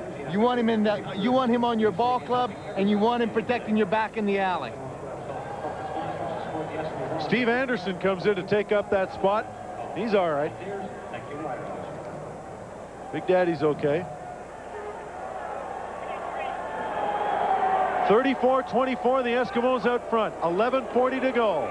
McManus throws over the middle, dropped by Eddie Brown. And he's a little bit on the left. Well, if we take a look at this, we get a chance to see it after the play. You're going to see what I think is Eddie Brown coming right from the right of your screen, takes a little peek, and he sees Anthony McClanahan coming right underneath, and he was ready to take that shot. Took his eyes off the ball just for a moment. I believe you're right. 2nd down and 10, just across midfield. McManus in the shotgun. Screen play to Burse. He's got some room, but will be short of the first down. He gets inside the 50, but Marvin Coleman, who gives up about 50 pounds to Tony Burse, comes up to make the hit. That's exactly 50 pounds. It's 170 to 220, and the thing that Burse didn't do, Coleman's going to come up. He's a smart man. He's going to go down low, tackle him at the ankles or the knees, just try to grab a hold of him. Burse got all of his weight going forward and took himself off balance. He could have picked up, just made a little move, walked right around Coleman. Well, the punters haven't been very busy today, but Glenn Harper's done a good job when he has been called upon. Coleman, who just made that hit, is back at his 10-yard line to receive this punt. Coleman has just been about 1 block away from breaking it every time that the Eskimos have kicked to him. The Eskimos are short a man. They're short a guy on the outside. And right here, this is another thing. Watch Lancaster. He's going to get a little upset about this because this is a mental mistake. You're supposed to get into the football game here. Come on, rookie, get on the field. Okay. He's not sure if that's the right guy. It could have been Eric Blunt or some of the other guys that's been hurt. But you have to know when you're the backup, you've got to mentally be ready to get into the football game. Don Blair, the rookie from the University of Calgary, they think he's got a chance to be a real good one in this league. He will have a chance. He just has to get the right time, the right spot to get some really adequate playing time so that he can keep his skills really sharp. They back it up 5, 3rd down. Low snap. Harper gets a wobbler away. It's going to bounce once to Coleman at his 16. We'll get a no yards call against Kavis Reed. He'll get up to the 20. That'll cost him another 5. It's only a 40-yard punt, a 4-yard return. Val Hunter on the stop. We'll be back. Danny Barrett on to replace an injured Jeff Garcia, trying to rally the Stampeders. Delivers over the middle. It's juggled and dropped. Darian Hagan had his 2nd interception of the day in his mitts and couldn't put the squeeze on it. It's not going to get any easier for Darian Hagan to get an interception. Perfect coverage. Danny Barrett gets folded up by Benny Goods just as he releases that football. Goods was being dragged down. You'll see Ron Meyer give him a pretty good takedown here. You see the little movement right before the snap of the ball. Vinny Goods picked up about a yard as he went in there. Could have been caught in that neutral zone. Ron Meyer in there at the left guard spot for Rocco Romano in this second half. And it's second down for Barrett and the Stamps. Lots of time, throws, incomplete. He wanted Vaughn, and he almost had Pitts. He got nothing. Danny Barrett, he got tagged again just as he released this football. That Calgary offensive line needs to protect him a little better. Alan Pitts, as he comes off, see, spins around, he gets Malcolm Franks turned, he's wide open, but the ball is tipped on the shorter receiver before it got to Alan Pitts. Tony Martino will punt to Blair and Williams. It's about this time of the game that Gish usually really likes to turn it on and make something big happen. You can just feel the excitement in this stadium every time he gets his hands on the ball. He won't get a chance here. It'll be Don Blair at his 35. Cuts it to the middle and won't get any further than about the 39 where Raymond Biggs will drag him down. It's a 43-yard punt and a 3-yard return for Don Blair. Well, the Eskimos have still got that 10-point lead. 9:28 to go. Lots to come.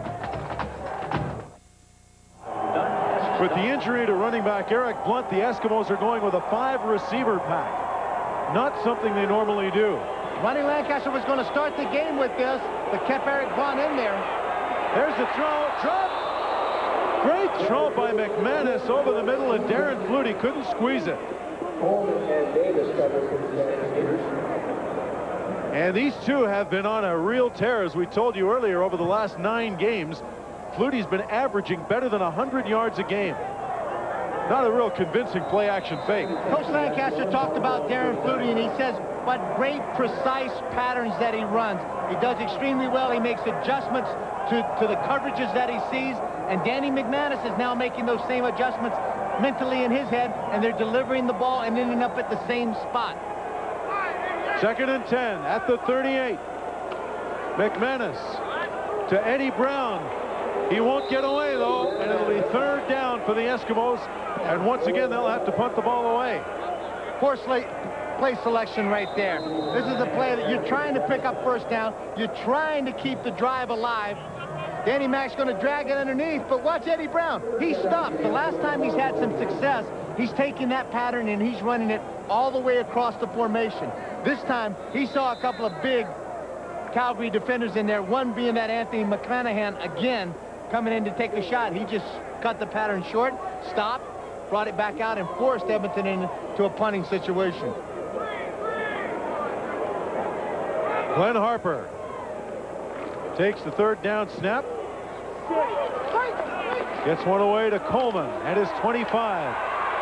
Gets away from the first man, but no more blocking shapes up. And Coleman will only get about 3 or 4 on that return. A 43-yard punt. Great downfield coverage by the Eskimos. Miller and Hunter leading the charge. Grace Miller started against the Argonauts.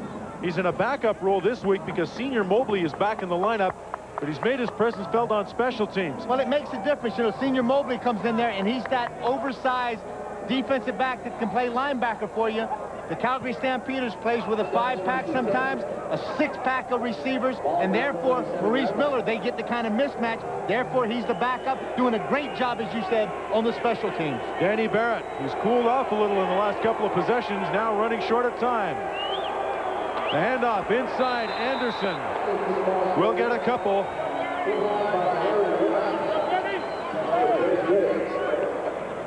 Just a play. It's not trying to surprise. I mean, actually, it's trying to, but it's not going to surprise.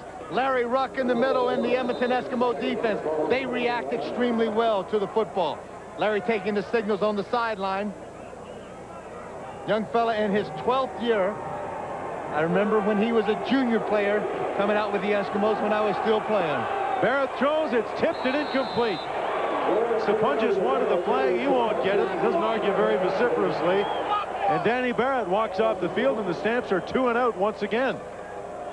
The defenses have taken over here in the 4th quarter. Derek McCready picked up mid-season when the Eskimos were dying for a nose tackle. Glenn Scribner came over from the BC Lions in an off-season trade, was injured in preseason and has not played at all this year. Yeah, I think he went down with a very bad knee injury in the first or second preseason game. Not expected to come back this season and play. Big loss, but they were able to get McCready, I think, out of BC. Martino's punt. To Blair at his 40. Straight ahead, midfield. Good speed by Don Blair. Straight up the sidelines for a 23-yard return after a 42-yard punt. This guy's got some wheels on it. As soon as that ball was kicked, you can hear up at the sideline, everybody saying, straight up the field, straight up the field. All he had to do was catch it. He doesn't have to look too hard. Finds out the best thing you can do, make the catch, get the ball as quickly north and south as you can, and pick up the yardage. When our camera guy took one for the team. He took a little bit. Hey, this is the deuce, baby. Everybody's got to play today. I want to thank our statsmen today, Glenn and Gary Mahura, doing such a great job for us. Wait, throw that one on him again, though. How about the minus 4 yards with the 10 points? Yeah, you like that one? He's over there still scratching his head about that one. The Eskimos had 2 possessions where they had minus 2 yards total and 10 points. Anthony McClanahan is jawing with the officials about something.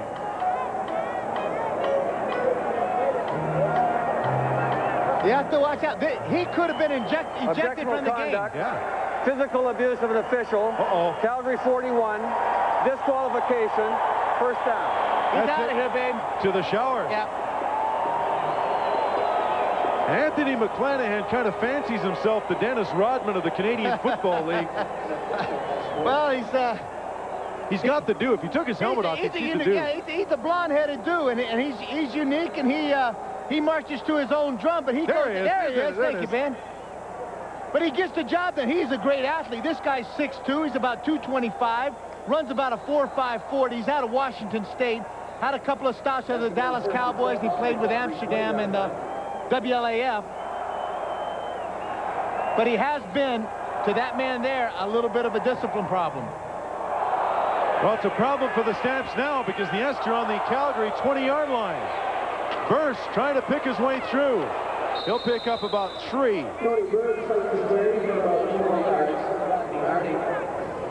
Helping to bring him down. Harding and Pope on the stop. The clock now is becoming the enemy of the Stampeders. 6:10 to go. And the biggest thing that's become the enemy of both of these ball clubs is really dumb penalties. In crucial situations, again, your defense is playing extremely well. You get over there, you get abusive action against an official and an ejection. Second down. McManus into the end zone. It is touchdown. Darren Flutie.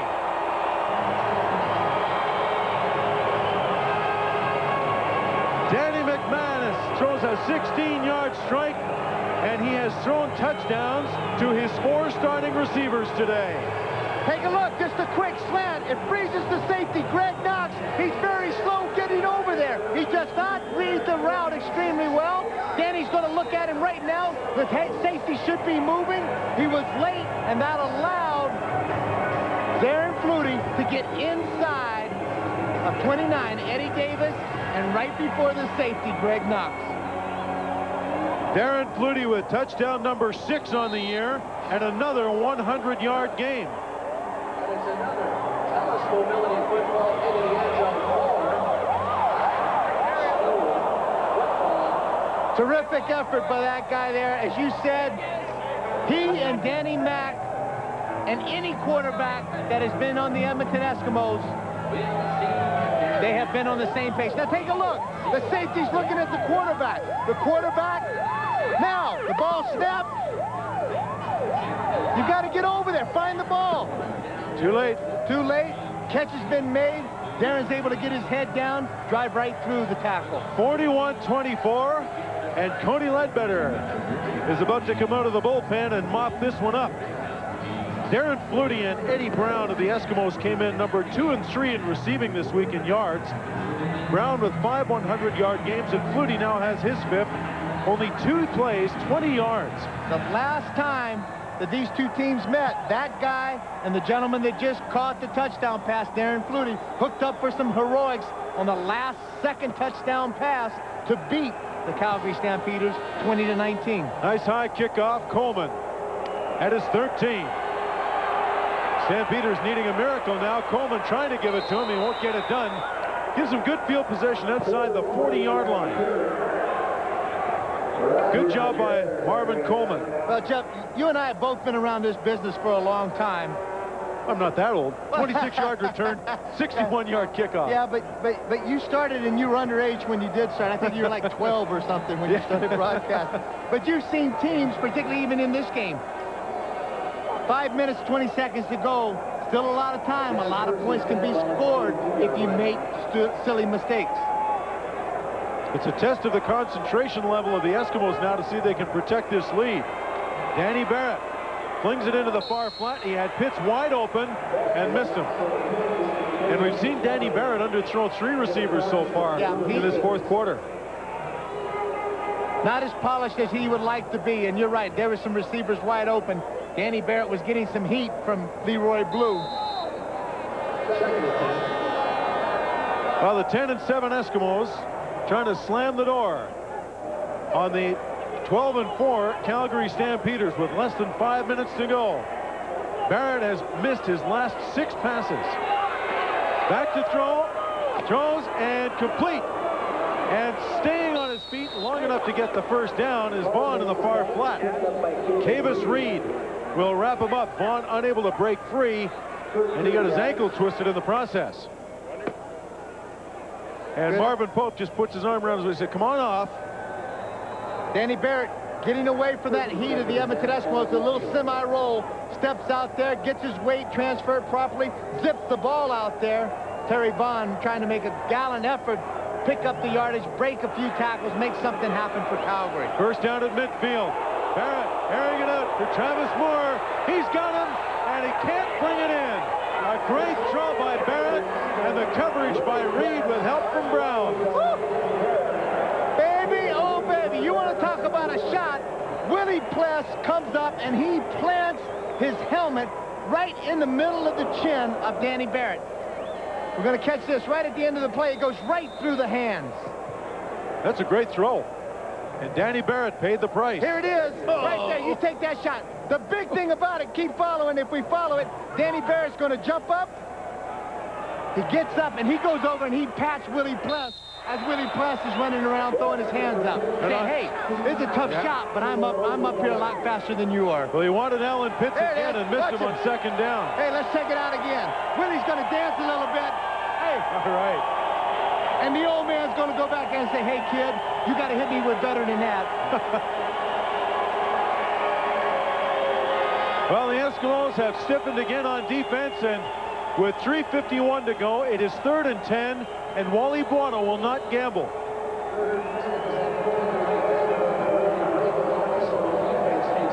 That's pretty good punting average for Tony Martino today. His average on the year is 43.2. Yeah, he comes in. He basically is just a pretty good punter all around. He wants the sidelines on this one and gets a good skip. Skips away from Gizmo. Did he touch the ball? No. Now he does.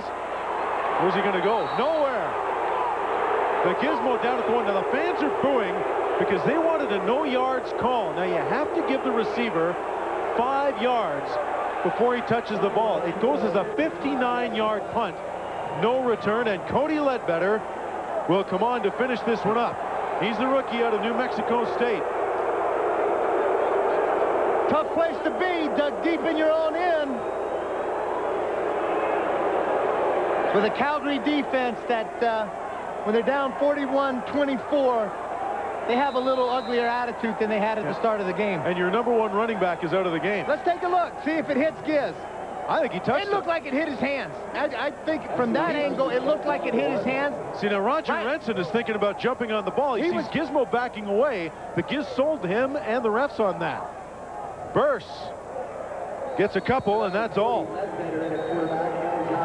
The Edmonton Eskimos, as you know, Kep, have a great tradition, and Cody Ledbetter stepping into this great tradition. 13 straight winning seasons Looks like they're going to win this one with 3 minutes to go. They're in command. The Edmonton Eskimos looking to put this one away. Cody Ledbetter is on to finish up at quarterback. They're second down, and young Ledbetter throwing out of his end zone. Tried to hit Darren Flutie on a crossing pattern, but running with him was Alondra Johnson, and it's incomplete. Stamps will get the ball back in good field position, but do they have enough time? Even in the CFL, that's a lot of points in 2:44, but it can be done. Yeah, it really is a lot of points, and they should feel fairly comfortable. Danny Mac with the helmet off, headset on, having some conversation upstairs with the offensive coach and one of the coordinators, Ron Lancaster Jr. That's right, Ron's son, one of the assistant coaches here in Edmonton. Credit today to the offensive line for the Eskimos as well, after losing their starting tackle. Hey, they're going to give up 2 here. Glenn Harper is going to run around. Maybe he's not. Is he going to run it out? Yes. No. That's a pretty good job. Glenn Harper will concede the safety, and he did a little dance. Ate up about 10 seconds doing it. This will bring the ball out to the 25, where they'll be able to have a little room, a little breathing room to punt it away. Ron almost mustered a smile, but he almost smiled. Now, you won't see it. You know, he is so disciplined on the sideline about that. You may see a little smile right before the game, but during the game, he is all business. We're not going to see any smiles over there today. For the long afternoon for Wally Buono. Well, you have to think, Jeff, and you tell me, you talk about this game was a game of somebody sending out a message to the other team. I don't think either team sent out a real message today. Not much. I think what they've sent out a message was to the coaching staff is the fact is, hey, we're not sharp. We make some big mistakes. We made some turnovers. We coughed up the ball. And more importantly, to those guys that are, as I said, disciplined again, we take some stupid penalties. We can't do that in a playoff situation. You can't get away with it come playoff time. And both of these coaches know it. So at 2:35 to go, the Eskimos will kick it off. Wally's way out on the field. You got to be careful about that, speaking of penalties. I would think at this point, if you're 41-26 down, you're coming out. Wally is very involved in not only, you know, the head coaching position. He gets involved with the defense. He and Frank Spaziani and Bobby Vespasiani, 2 guys. He also helps out. That's Chuck McMahon just to his left, the running back, receiver coach, and special teams coach. This guy is involved in the whole program. Head coach, general manager. He is the big kahuna. Yeah, Chuck McMahon's the only guy in the coaching staff whose name doesn't end in a vowel. This is going to bounce to the far sidelines and scooped up at the 25. And so the Stampeders are not going to get great field position out of this. That was a great kick. It's a 50-yard kick, 0 on the return. Terrific effort. That with this kind of lead that they had, gave them the luxury of being able to give up those 2 points and be able to put the ball out of field position as deep as he did. Harper with another great kick today. 41-26, the Eskimos lead with 2:33 to go at Commonwealth Stadium in Edmonton. With Dan Kepley, I'm Jeff Currier. It's the Canadian Football League on ESPN2. Glad to have you with us. Danny Barrett, the 13-year pro out of Cincinnati, has come on to relieve a shaken-up Jeff Garcia. Little half sprint, shovel pass back to Anderson. He's got to beat one man and won't get it done. Glenn Rogers Jr. constantly around the ball, is around the ball carrier. There is a flag. May get a second face mask penalty against Glenn Rogers.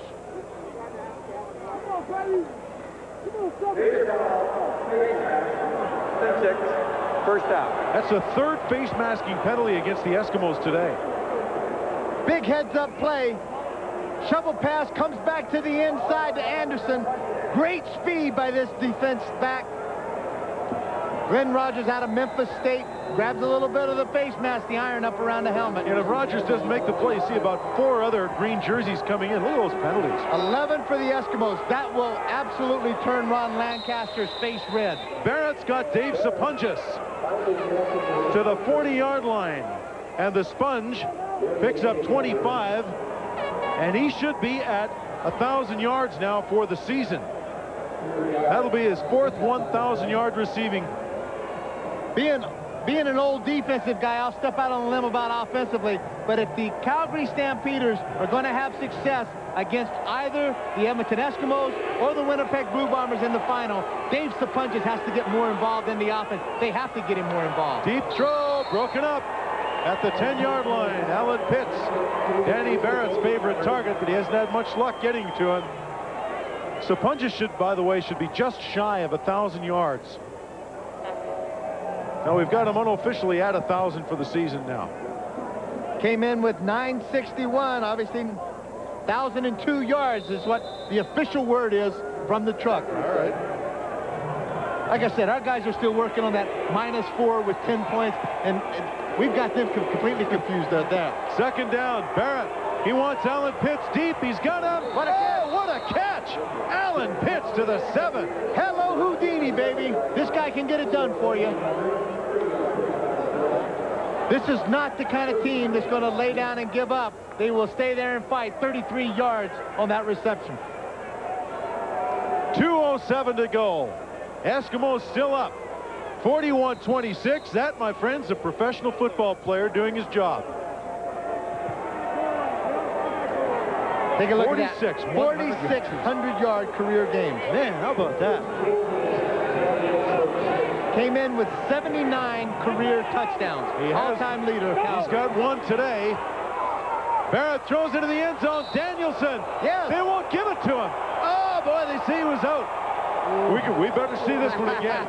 Let's come back on this. Vince Danielson has a touchdown today. He thinks he's got 2. In the Canadian League, you only have to have 1 foot down, and if you're hit on the way going out, if there's no contact, if your foot was going to come in, you get the touchdown. Get out of the way, ref. There it is. There's the catch. There's the catch. There's 1 foot right there. Oh! How do you miss it?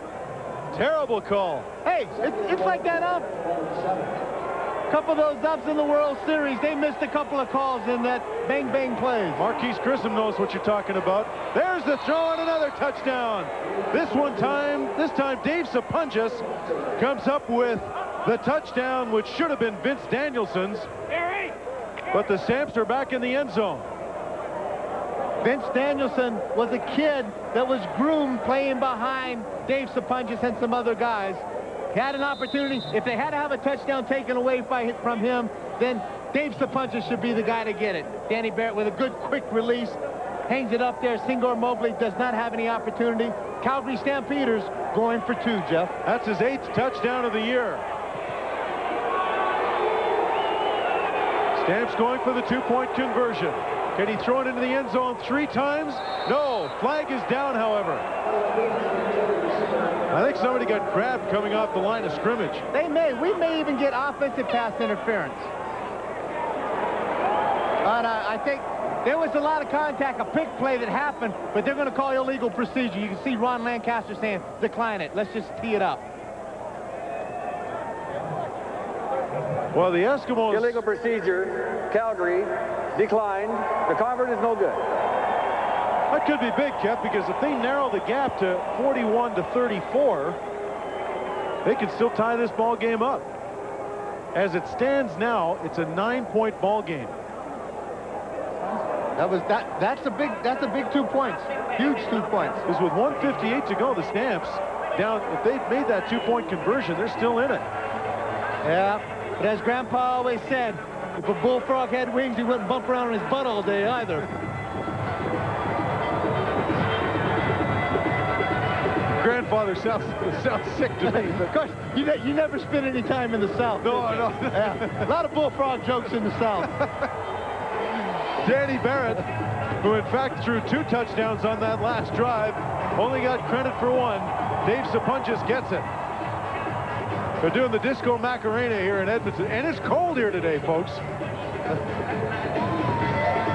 It started out about 44 degrees, and it's a lot colder than that now. This guy doesn't look like he's feeling it. Well, you got to do a lot of things. It's a long winter. So you have to do a lot of things to humor yourself here in Edmonton. Gizmo Williams. Back to receive. Came into this game with over 20,000 288 yards in total returns. Unbelievable. All-time yardage in professional football. That's with the Eskimos, USFL, NFL. Short kick goes out of bounds. Guy's been around, and he's been a success everywhere he's been. Well, they tried the short kickoff, but didn't get it done. McLaughlin kicked it right out of bounds. And the Eskimos will just take the football where it is. They'll play the ball where it lies. Cody Ledbetter on to pick up the save. Got one of those good news, bad news for you, buddy. What's that? Good news is that, you know, a lot of those guys, Ron Lancaster from being over in Saskatchewan and stuff, and you'll probably have a couple of laughs and get a couple of handshakes. The bad news, you're not making that flight. Just look like it. You're not. You're in Edmonton. You may be dancing with that fella in the aisle before it's over with. Not many things to do in Edmonton. I may be asking if I can stay at his place tonight. First down for Ledbetter and the Eskimos. Don't go there. Tony Burse will get 1 or 2 tough yards. The Stampeders still playing tough up front. Rodney Harding, the 12-year vet from Oklahoma State, leading the charge. And the Stampeders, the #1 run defense in the CFL this year. Again, as they were last year. They're finally, after all the years of Doug Flutie being there and being overshadowed by the offense, the kind of weapons, the kind of numbers that Doug Flutie has, they've always had a great defense. It never got the credit. This year, it's starting to get the kind of credit it should and deserves. Ledbetter bobbles the snap and just falls on it. Bad exchange. He bobbled it, tried to hand it to Burse. That was an ugly play from the get-go. Smart play, but you have to think, and being the backup quarterback through the course of a week, getting ready to set up to play against the Calgary Stampeders, you're not going to get many snaps out there, so you're going to have your rhythms off going to be a bit. Plus, with Burse in the backfield, he's not normally the running back. Eric Blunt is. But Kev, the Eskimos have a bye in the final week of the season. They get a 2-week break for the playoffs. Is that a good thing? It's a terrible thing. Right now, it's a horrible thing. Ron Lancaster, I was with him the day that the schedule for 96 came out, and the first thing he was screaming about was the last week of the season, the Eskimos have the bye. So now they come back after this ball game. Granted, they win, but they did not look sharp. They did not execute the way they could. Now they have a whole week off without playing, and then another week before you get into the semifinal game against the Winnipeg Blue Bombers. Could have been worse. They could have finished first and had 3 weeks off. No, sounds like a terrible thing to say if you want to finish first. Coleman drifts over to try to field the punt, but he won't get a chance. The old veteran Glenn Harper says, this ball is going out of bounds. You're not going to touch it anywhere. That is a telling stat there. It's a 35-yarder, but the Edmonton Eskimos aren't used to having to punt the ball this many times. And when you take in 156 punts, that doesn't take into account the 27 interceptions Danny McManus has thrown either. There's a lot. Take a look at that, 156 punts for Glenn Harper. That tells you, I mean, either you're not finishing off your drives, and this guy obviously, when he's called on to get the job done, he's doing it pretty daggone good. Barron and the Stamps. Showing the seam route, incomplete. He wanted Danielson on that one. But he was well covered. Kavis Reed with help from Trent Brown. Prevent defense by the Eskimos. They're contented to sit back in a 4-deep zone. 4 guys across the board at about 20, 25 yards deep. Force you to throw it, and you're going to throw up a pick if you try to throw it deep. Danny Barrett looks like, again, gets a shot. Malvin Hunter's going to pick him up. Looks like he's coming back to Danielson and trying to get him one in the book that he got robbed by the official in the end zone. 2nd down and 10 at the 25. Barrett throwing on the far sidelines, but there was no hope of that one ever being completed. In fact, it's hard to tell at this point who that ball was intended for. The receiver over on the far side was Danielson, but he got shoved out of bounds.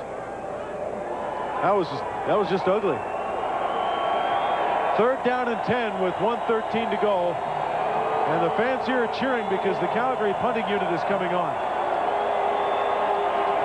Well, this has been a really good effort by a team in the Edmonton Eskimos. Their offense sputtered a bit. Their defense came on strong and did some things happening. Then the offense got it going. The defense made some big mistakes. What they have to do to get ready, obviously, for a week off, and then their first game back is the semifinal, and all or nothing, is that they have to eliminate mistakes and sharpen execution. Good punt. We got any room? Not much. Gizmo's going to lose yardage this time. Stampeders have done a fine job corralling him. It's a 43-yard punt, and the Gizmo goes backwards a few yards. Well, as I said, any team that plays against the Edmonton Eskimos, and particularly Gizmo Williams, it's a challenge. You want to kick the ball to him. You want to say, we've got the best coverage team. We're not afraid of that guy. We're going to kick it. Then we're going to go down there. We're going to cover.